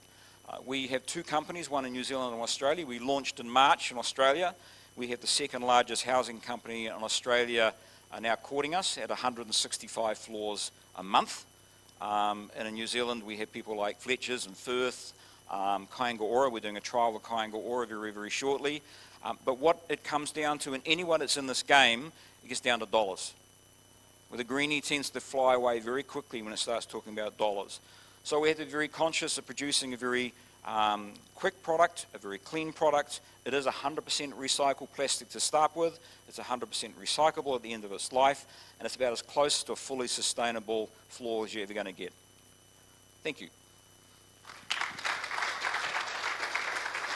Hey, Andrew, fantastic. It's a great example of how a kind of green solution is just a better solution. It's just a much better product all round. Fantastic. So, and that one seems to be rolling out real well. And look, Lizzi's ahead of us. Good stuff. Thank you. So we've got Lizzi, Whaley and Anna Johnson, both from Braceston. And CircularBuild. CircularBuild, sorry. I've got my things on the wrong spot. Where do we work now? I don't know. Do you want to change jobs? Yeah, maybe at the end of this. Hi. Everybody, kia ora. So we are Lizzi and Anna from CircularBuild, which is an online platform that facilitates circularity. So I have another business called Spaceworks, and we design for the commercial interiors sector. And the life cycle, I don't know if you know, is for an interior fit out, an average life cycle is about 5 to 7 years before a business decides to make changes, demolish it. We all know about hybrid working. So all these trends require a change, and these are wasteful changes. So some 5 odd years ago, we had an increasing amount of suppliers that were coming to us saying that they either had products that had recycled materials in them or their products could be recycled. And invariably in 7 years' time when changes are due, the person that actually knew that we specified a recycled product or that that could be recycled or any information around that, it either sat in someone's head on a spreadsheet or on a dusty set of as-built on a shelf. So as a designer, I was like, well, we need to create transparency around knowing what materials in a property are actually available for recycling. And given data like that, we decided that we were in a position to be able to make a decision and change. Okay, so our solution is to create a digital tenancy materials passport system. So this is a record of the materials and products used in a fit out, along with their origin, their composition, their quantity, and other relevant information. The data directly relates to the environmental impact of a resource. The information contained within the materials passport is derived directly from the project's drawings and is a live draft document that can be updated as necessary throughout the design and construction process until a published version is created. The AI-powered platform extracts the data it needs from the drawings to create the passport. The passport stays on the platform and users can search the directory to find any existing passports, just like you would with homes.co.nz. This way we don't have to worry, as Lizzie said, about the information getting lost on a spreadsheet on a computer of someone who has left the company. One really exciting part of the platform is the ability to create a deconstruction plan. So say a new designer takes on a project. First, they will find the current tenancy materials passport, because in a perfect world, every tenancy will have one. And they will use this to help them make better design decisions from the get-go. Once they have created their new design drawings, they can upload the new drawings to the platform, and what CircularBuild will do is it will reconcile between the old and the new. And as Nigel said earlier, we need to put the onus on suppliers and manufacturers. So let's say the new design doesn't include the existing carpet. In the reconciliation, CircularBuild will automatically notify the original supplier of that carpet to let them know that their carpet will be coming up for demolition. Let's also keep in mind that this is all happening well in advance of any actual on-site demolition, which means we have time to arrange logistics such as transport and storage. If that supplier can't take back the carpet, CircularBuild will then follow a tiered filter and will notify the next in line. So that could be a community recycling centre, a charity, or a third-party marketplace. So I think we all know that materials passports are not entirely new, and they are a tool that does facilitate circularity. But what is new and is different is that this platform pulls together innovation that is already happening across the sector. We see third-party innovations happening around marketplace options, there's innovation around reverse logistics, but we need to bring all of this innovation into one cohesive location. So the platform does not supersede any current innovations, but it combines it onto one place. It's also our mission that the platform is actually designed by the industry for the industry with all of the key stakeholders in mind. So, I mean, who are the stakeholders? There's architects and designers. We are key to creating better design solutions, designing out waste. We've got suppliers, making sure that our suppliers actually know when their product is actually coming into the market and can be received back. We know that one supplier has only received back 2% of the product available to them in the marketplace. So we need to help to facilitate them to take back the product that's available. We have landlords, valuers and insurers that can use the platform to see the sustainable business practices that are going on. And of course we've got banks we've got sustainable linked loans. So if we can actually help people to show how they're diverting waste away from landfill when that time becomes available, it's important. So the problems that I've seen as a designer in terms of roadblocks to design out waste is transparency, having the time and transparency. One is having the time to notify the suppliers of their product coming up for waste, having time to put reverse logistics in place, and then two is the transparency, having the information that needs to be available, and it needs to be available publicly so that I can actually utilise this information to make right decisions. So as Anna said, having information readily available like you would get from homes.co.nz. And these are the tools that we believe that you need to have in order to be able to design out waste effectively right at the very beginning concept of the project. Thanks.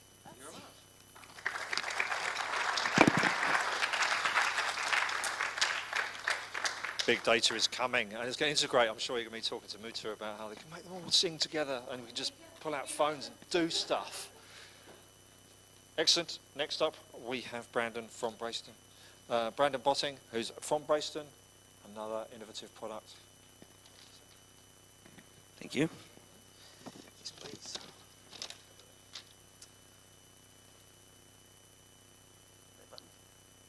not the right button.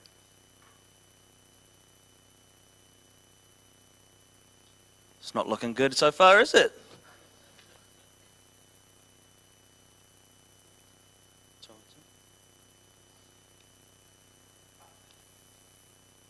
No, that's too far.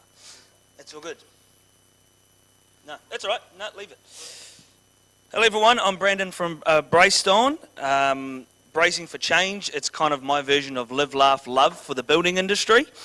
It's at the core of kind of everything we do. And in a nutshell, what we do is we replace temporary timber bracing with a reusable alternative. Now, I know you're thinking, Brandon, what is temporary bracing? I'm glad you almost asked it. So for people who don't quite know, essentially when you land a pre-nailed frame and truss, the walls get stood, they're kind of fixed down to the floor, and then bits of timber are fixed at angles. And that way then with a bit of leverage, a bit of force, they're straightened up so that the walls are all braced, straightened and plumbed until more permanent measures are brought in. Lost that again. There we go. Now when you search temporary bracing, apart from us, you get one article from Brands from 2008. That's all you get. But there's a bit of an issue with bracing, in my opinion, is that when you build a house and you get your timber from frame and truss, there's only one random item, and random is anything that comes from the frame and truss that is to be cut on site from the builder. There's only one that has no purpose after it's used. Your purlins, your feet sprockets, your battens, it all has purpose, there's waste associated with it, but this is the only one that has no use afterwards. So every job, and I mean every job, will have roughly 150 to 200 metres on a standard residential build. Now if you try and land a set of trusses on that without any bracing, that's coming down. You can't get rid of it. Now, if I rounded it down to 100 metres per house across the country, that kind of accounts for any steel frame houses or any sit panels that don't use it. This shows you kind of how something so small in our industry can make such a big impact. The last 10 years, using stats, roughly New Zealand's 25,000 new builds residentially a year. So 100 metres times 25,000 is 2.5 million metres a year used for temporary bracing. That has no other purpose. Now, if I give even more leeway and go a third of that, is down to 833,000 metres a year discarded. And my wife's not here, so she can't disprove that I don't over-exaggerate things. I've downplayed that. So that's 971 packets of 4x2 or 4,000 cubic metres, again, on these very, very conservative numbers. It takes around 25 cubic metres of timber to build a frame and truss for an average house. So we use 160 new houses worth of timber just to keep other houses upright.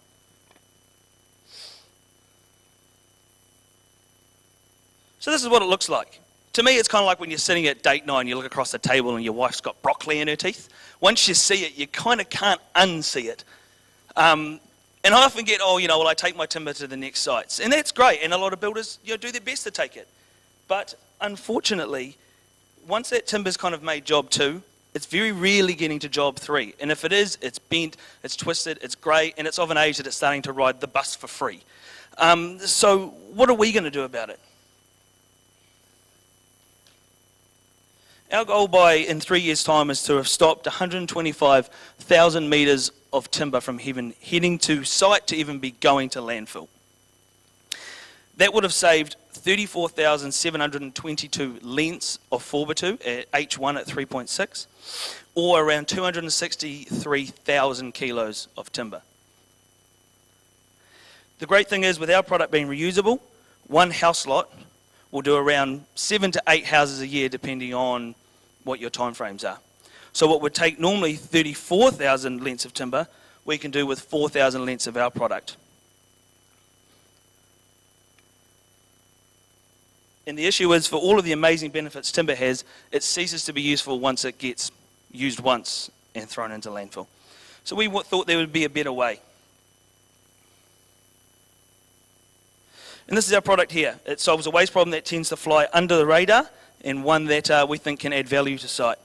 So our braces are 57 mil wide, 30 mil high and 4 mil thick aluminium. They're produced in New Zealand from New Zealand's only remelt smelter. So they take other aluminium companies' offcuts and they remelt it into recycled aluminium. And from there, because they're aluminium, they're long lasting. They won't warp, they won't break, they won't swell or shrink in the weather. And when they break down into smaller amounts, that's the same house lot of timber on the top of a ute. It's half the size and half the weight. And reusability wise, that little packet here on the corner, that's about 2, maybe 3 houses worth of timber. And I hired some in-house mathematicians who I swear pass 5th form maths, and they reckon that this here will do about 45 plus jobs based on its lifespan. But that's not all when we come to saving money. For us, it's nails as well. So we've replaced nails with screws, which you can see are screwing in up there. So every brace probably takes 4 to 5 nails, times that by 40 braces, times that by 25,000 houses. What, 4.5, 5 million nails a year used once. No other plan for that apart from just nailing something off. So that's about, I think again, my maths is just here. That is 1,600 boxes or 30,000 kilos of nails. So for us, we've designed this product though to be, not only is it sustainable, but we want it to not be just another cost centre on the builder. They can hire a standard house lot for half the price of buying it for that amount of timber, or they can purchase it and pay it off within 6 or 7 jobs and then on charge it as consumable. For us, we don't think that sustainable builds and profitable builds should be mutually exclusive. And our long-term hope is one day everyone will be bracing for change. Thank you very much.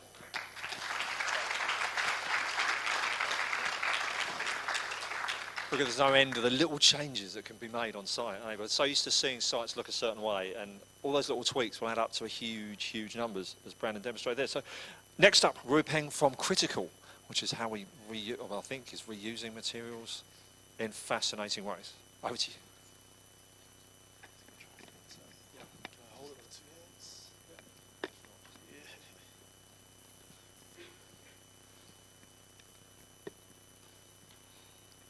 Te whare atu nei tēnā koe. I ngā maunga, ngā awa, ngā whenua, te moana I takatona e tēnā koutou katoa.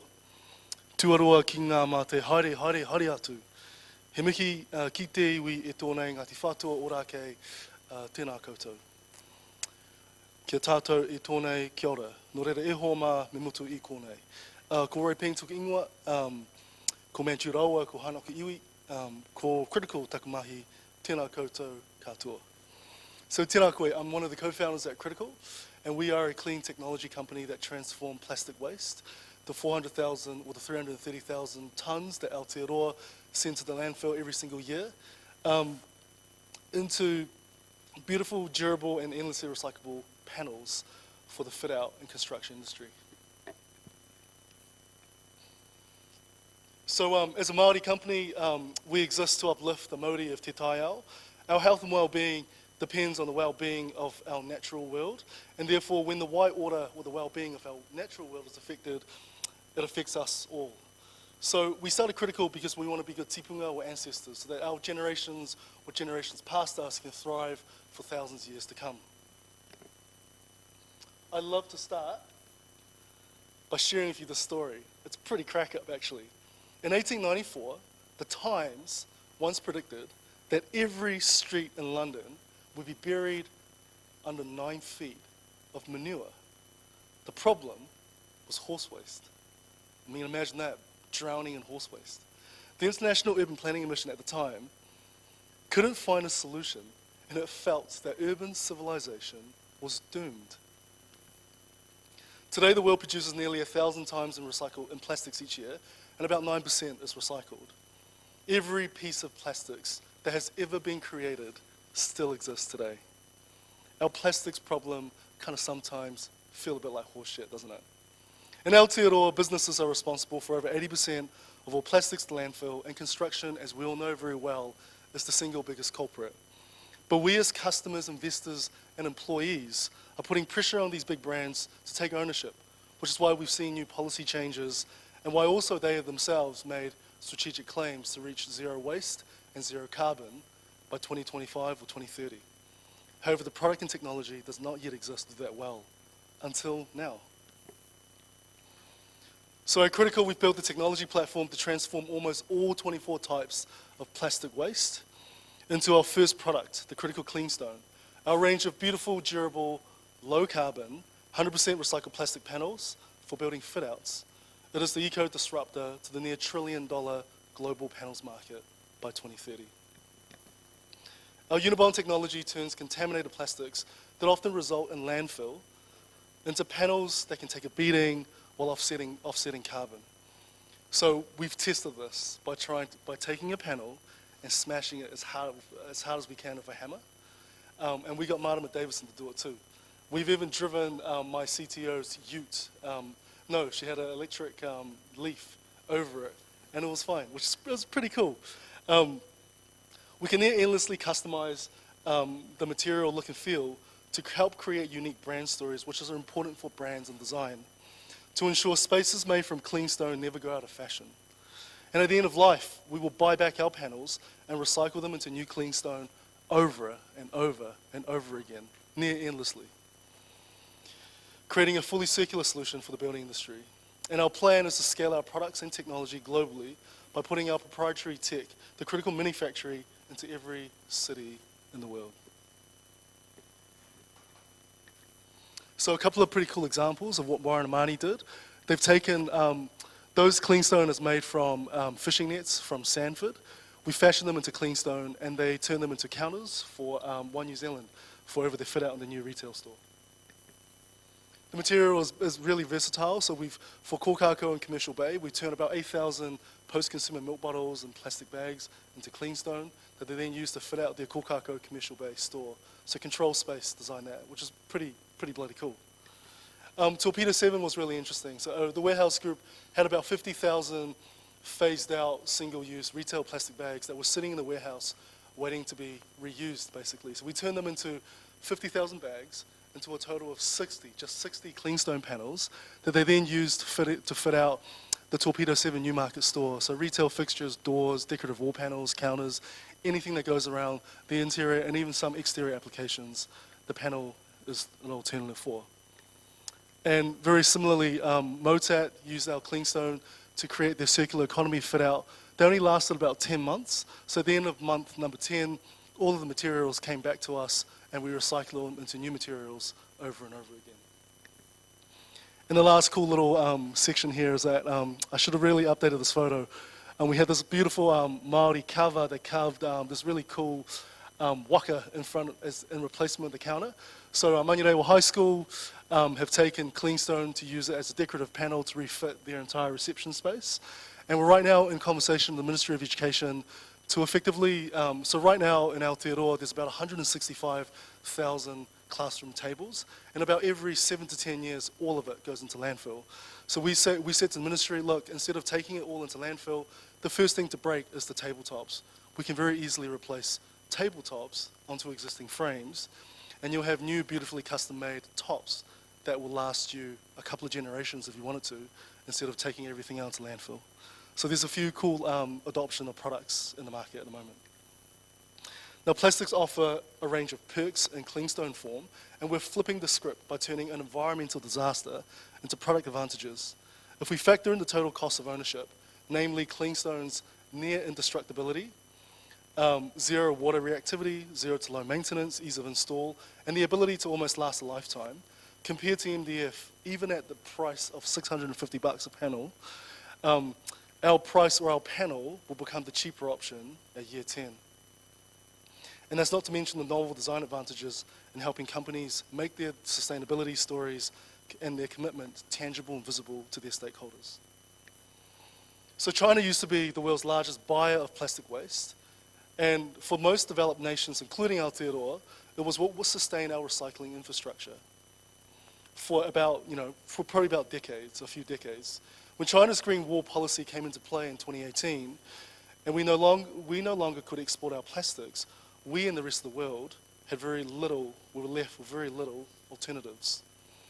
Our plan is to deploy our critical microfactories into every community, city, and region in the world so that we can build a global network of hyper-local production facilities capable of turning regional waste plastics into high-value and low-carbon construction panels so that no country ever again will have the need to ship their plastics offshore.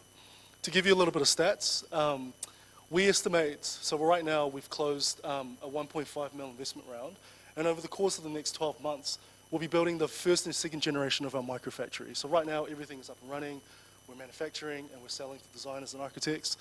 But to give you a bit of an estimate, each microfactory will sit within a footprint of a 40-foot shipping container.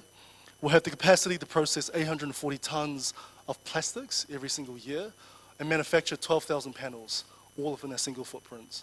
And the principle is that by partnering with other regional communities and stuff, we can create micro-enterprises within each microfactory unit, generate for each enterprise $3 million of revenue per microfactory. And we have a couple of conversations with people over in India, in Singapore, in Asia, looking at ways to adopt this tech, which is really cool. So, remember that great horse manure crisis of 1894 that we started with, and how it just felt insurmountable, like an insurmountable challenge. Well, the whole problem was resolved in no less than 12 years. The technology to end our waste to landfill and reach carbon neutrality actually all exists today. And we just need to enter into positive, values-aligned commercial partnerships to accelerate the adoption. So let's be brave and innovate together. Let's be brave and take calculated risks so that one day we can make all our mokopuna proud. Nō reira e hoa mā, nau mai, haere mai. Whakaikia ki te waka, e tere ake nei. Kia ora.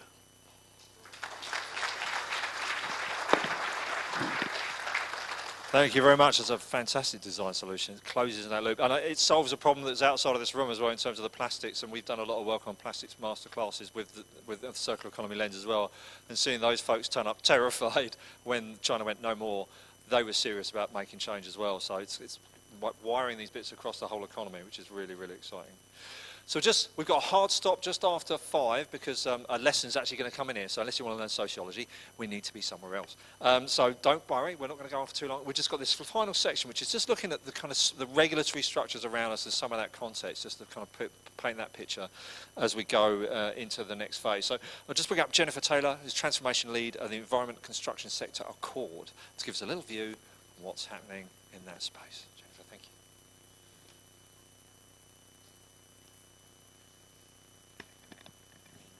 Well, that sounds like a stunning introduction that no one wants to hear just before drinks about an introduction to the regulatory environment. And the good news is I can't actually talk to you about the regulatory environment because even though I'm a construction industry person, I'm part of the construction sector accord, which is a hybrid, or in other words, a mongrel in between industry and government. And I've learned this, coming up to my anniversary, that actually in the prelude to an election there is actually a code of silence that has to come down over government around any policy just preceding an election. So instead we're going to be talking a wee bit about what's happening in government. We won't be able to discuss policy, so I'm sorry it's no confirm or deny being on some of the things that have been put up, but it's just to make sure that everything is kept on neutral ground, and of course if there is a potential change of minister or government policy that we aren't actually I guess predisposing ourselves to any kind of embarrassment in the future, or for those ministers either. So anyway, on to that. Is this, yeah, excellent, that's cool. Oh, by the way, that's what none of us ever look like on a construction site, as I'm sure I've never seen. If you're looking like that, you actually haven't done enough work and you should probably go home. Righty-ho. Now, we're going to have a bit of a speed one because I'm not really interested in sitting in another lecture, but I'm glad that they've designed in comfort into our seats, and hopefully we can do that to the waste, right, and get it actually out of our systems. So we're going to have a wee bit of a look about what's happening cross-sector between industry and government at the moment, and this includes all of my government friends who are here, including Ministry for the Environment, BFCC, Building Performance, some MB people, and these are probably the only times you'll hear industry and government working together as friends, but there is some really great stuff happening. So for those of you that like to read, you'll be free to read whatever's behind me, otherwise I'll give you the shortcut talk, as we go through. So firstly, we held earlier this year in conjunction with our lovely partners SBN, you're going to hear them mentioned quite a lot in this, we had a great waste workshop day. So many people like yourselves, and including some of yourselves who are looking very familiar here, we looked right from client right through to the final contractors and specialist sub-trades on site, everybody that we knew that was passionate about waste. Okay, so as a result of this day, we really wanted to utilise people that had passion and energy in this space. So if I'd known all of you at this time, you would have all been invited on. I'd like to assure you of that. What came out of it though was really interesting, and this is, like I say, it had government in there, there were surveyors, architects, like Jerome was here as well, a number of people, Annie was one of our lovely people here as well, and what came out of it was this vision of actually where we actually want to head in between industry and government. And the part that I really loved was the fact of actually looking to produce no waste at all. So again, we're not talking about the reduction. The main focus was on how we can design out, much like today's topic. So coming out of this, there were 5 key action areas that got voted in by people in industry. So these are people like yourselves, if not yourselves, if you were there. And what was interesting was the fact of coming up with some working groups here. And if you can see there, out of these 5 focus areas, 4 of them are actually involving the designing out waste component. The only one that sort of stands out that isn't is reverse logistics, or as Annie described it, it's her passion project, is waste Uber. So this is getting excess product back off site and obviously to recyclers or people like Critical. Otherwise we had integrated design process, which is fully about trying to design out waste right from that beginning, utilising all of the parties involved up front to reduce waste, not only in materials but also in time and effort at a later stage. Product stewardship, I think you'll all be pretty familiar with that here right now, in terms of looking after our materials and making certain that they're actually fit for purpose and not creating more of a problem. And then we've got 2 enabling projects outside of that, about having a waste info hub, trying to actually get the information to the right people, or linking, having some kind of central directory for that info, and knowledge sharing, which seems to have been a very common theme for today, thanks to SBN. Now there's a lot of cross-sector working groups going on as well. If you're interested, contact some of these people involved, or otherwise see if you can actually be involved, if you'd actually like to volunteer some of your time. So we've got a short time, so we'll just flick right through that. Also showcasing best practice. At the construction sector Accord, we run beacons.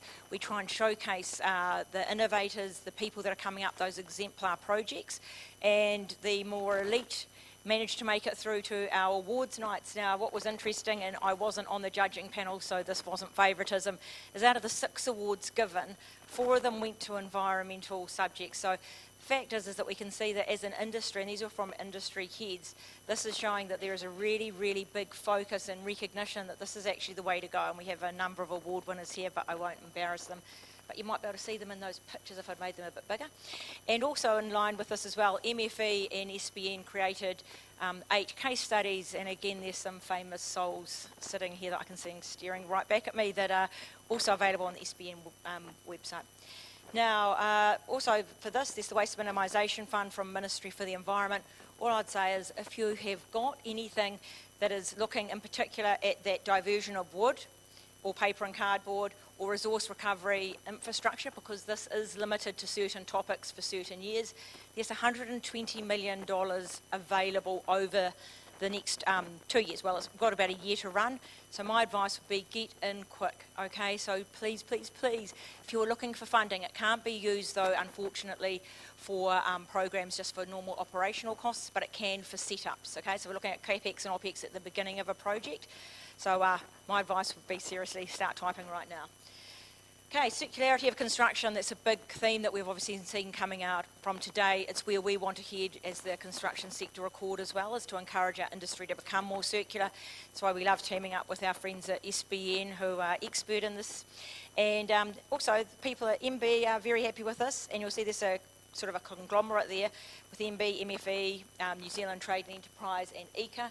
Construction sector Accord is in there too, and that research is being done by SBN. They're leading a sort of consortium into how we can actually help build circularity, and as well as that, specifically for construction, SBN are helping us with scoping up an implementation plan for the best way that we can actually start tackling this as an industry. Okay, There's been the Environment Select Committee. This is hot off the press. I'm sure nobody here has been trawling through Parliament's website's not the most interesting place to go, but this is probably the highlight of the entire parliamentary website. The main part is, and I think anyone here could have actually told, we could have actually not actually had this whole process, but the main part to be aware of is the fact that actually the cross-party support is the important part. So this is actually drawn from across all of the political parties. They recognise that construction waste is a very, very, very big issue, and they wanted to get more submissions and more information from industry. I know a number of you here have submitted. It's actually a really easy read. I'd actually put off reading it, to tell you the truth, until yesterday. And I was really, really impressed. It's actually very, very good. Like I say, it only came out a couple of weeks ago. It does acknowledge as well that how much work is actually going on in industry. What I love was the fact that they recognised it was a complex issue. Again, they could have probably come to an SBN designing out waste session and got pretty much the same input. But what's really great is to actually see that this is going right through Parliament, okay? This doesn't matter who actually gets into power. The recognition and the work is actually already starting from within government. Okay, collaboration, central and local government, like we do actually talk to each other. This might seem quite strange, but we are working to try and make ourselves as good as we can. For example, we've got deconstruction procurement panels, got friends from Kaina Ora here that are running some of those. We have got waste reduction targets going into public sector, and the accord agencies, which are those who are major constructors, so the likes of defence and education, etc. They've actually volunteered that this is one of the issues that they would like to work on, so we're bringing them together and helping them actually understand how they can learn from people that are doing it well within government and how we can start importing some of industry's good ideas. Because part of this is the fact is that government is a client. So obviously we've got a huge amount to do down there on the right-hand side. Those are the areas that we want government to actually become a leader as a client, because obviously, as we've heard today, without a good client, pretty hard to do much. Okay, here's a little couple of things that are happening that are showing some of that cross-sector support. So Zero Waste Otaki, so it's to do with Kapiti District Council, not sure if anyone's here from there, but in effect they're repurposing good work. So just before the tip, the council have given them an area where they can actually take anything that's still reusable, resaleable, and it's a free pickup for any home handyman or someone that just needs that little bit of extra help. Also provides employment opportunities and leadership opportunities for people that are out of work. And then they've also got retired volunteers. It's a really, really great community initiative. Again, saving things from going to waste. Now we've got Naylor Love. Sorry, Annie, picking on you again, just you happen to be right in my eyesight right now. So yeah, the target there was 90+% waste diversion, got to 91. This was actually came about as a result of a trial with Auckland Council, so a big shout out to Mark if you're here. I haven't seen you yet. But just to show the fact is that government is trying to actually assist industry in this. There's a full beacon and webinar with Annie as a superstar in there if you want to learn how to save some money. And the best news is we are trying to lead with the wallet and show industry how good this actually is. Like generally, if you actually reduce waste, you're reducing carbon, you're also reducing costs. Okay, so the fact is that the reduced operational waste costs by 40% is the takeaway that we'd like industry to see, because that will drive action. Okay, and Deconstruction Trail Group, they've been doing some amazing work there instead of demolishing, and you can see there that they've actually sent some of these materials on to Tonga, so they've been refashioned into furniture and other items. It was a contract with Auckland Council that did that, but they're also a kind of order partner in doing lots of good work in that space. So there is more on the way. Coming up there will be those resource recovery options, updated rebreed guides, the working group findings as we start to actually make some traction into some of these issues amongst our industry friends. Knowledge sharing, we're looking at ways that we can help promulgate these kinds of things with SBN. Pilot initiatives, got some waste quizzes for sites going out with registered master builders as a partner, looking at product stewardship, how we can help people compare products in the same brand areas. And we've got the regional construction waste communities too that we're looking to set up with SBN. So like you've got your Auckland kind of collective here, is how we can try and replicate that with industry and local government work in different areas as well. So in effect, It's we kind of all need to hug each other and get on with it, really, is what we're trying to say here. And do please reach out, like if you actually want to get connected in with your local government or central government, you've got some good ideas. We're all ears. We really want to drive towards a circular construction economy. It's been noted in the ERP. Okay, we know that we actually need to hit it and we want to do it together. We can't do it individually. So thank you, and on to drinks. Oh no, one more, sorry. You did well, you did well. Absolutely, yeah, let's keep it going when the election circus has left town. The momentum's still there, the opportunity's still there, and we can all push on and get loads of work done. Mark Roberts is going to come down, just say a final few words from Auckland Council just to close us off and give us a little bit of perspective. And then those drinks are waiting, and a special extra drink for Jennifer for mentioning SBN more times than anyone else in a single sentence. You haven't had a fallie yet, we're doing all right. There you go. I don't want to take too long, but I just need to make a few thanks and acknowledgements for putting this effort through today. Firstly, the team at SBN, James, Jazz, Andy. It's a pleasure, it's fun, it's a laugh putting this together. It's a lot of work. It's enjoyable for me, but I know you put a stack load of work into it, you guys, so thank you very much for putting it on. The people... all of you people who presented today, we had a stack of presenters, we got through a hang of a lot of inspiring stuff. Thank you for sharing your stories, the things you're doing, the stuff you're working on, the things you're coming up with, the things you're inventing and promoting and getting out there and talking and doing stuff about. That's really, really important. It's really inspiring. Thank you for sharing your stories today. And also just want to chuck out some thanks to people who are kind of always behind us. And Annie, I think you're around here somewhere, Terry Ann, absolute, just Energizer Bunny all the time. Thank you very much. Kevin's always behind us.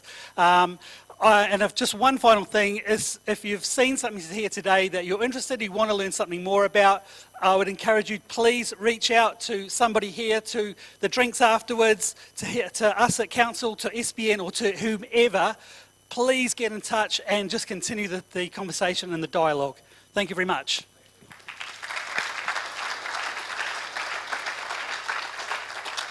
And just to confirm, add to those thanks, Auckland Council, obviously, Unisec Environmental Solutions Research Centre, our hosts today, ThinkStep ANZ, Master Builders, New Zealand Green Building Council, Waste Mins, Plastics NZ, and all the speakers we've had today as well. It's a big team, and it's really good to take it out around the country. There is a Unitec survey. How is that going out? What is that thing? Anyone know? Don't know. There might be a Unitec survey. A QR code. On the paper you got at the start, if you'd like to do that, give them a bit of support and give them a bit of feedback.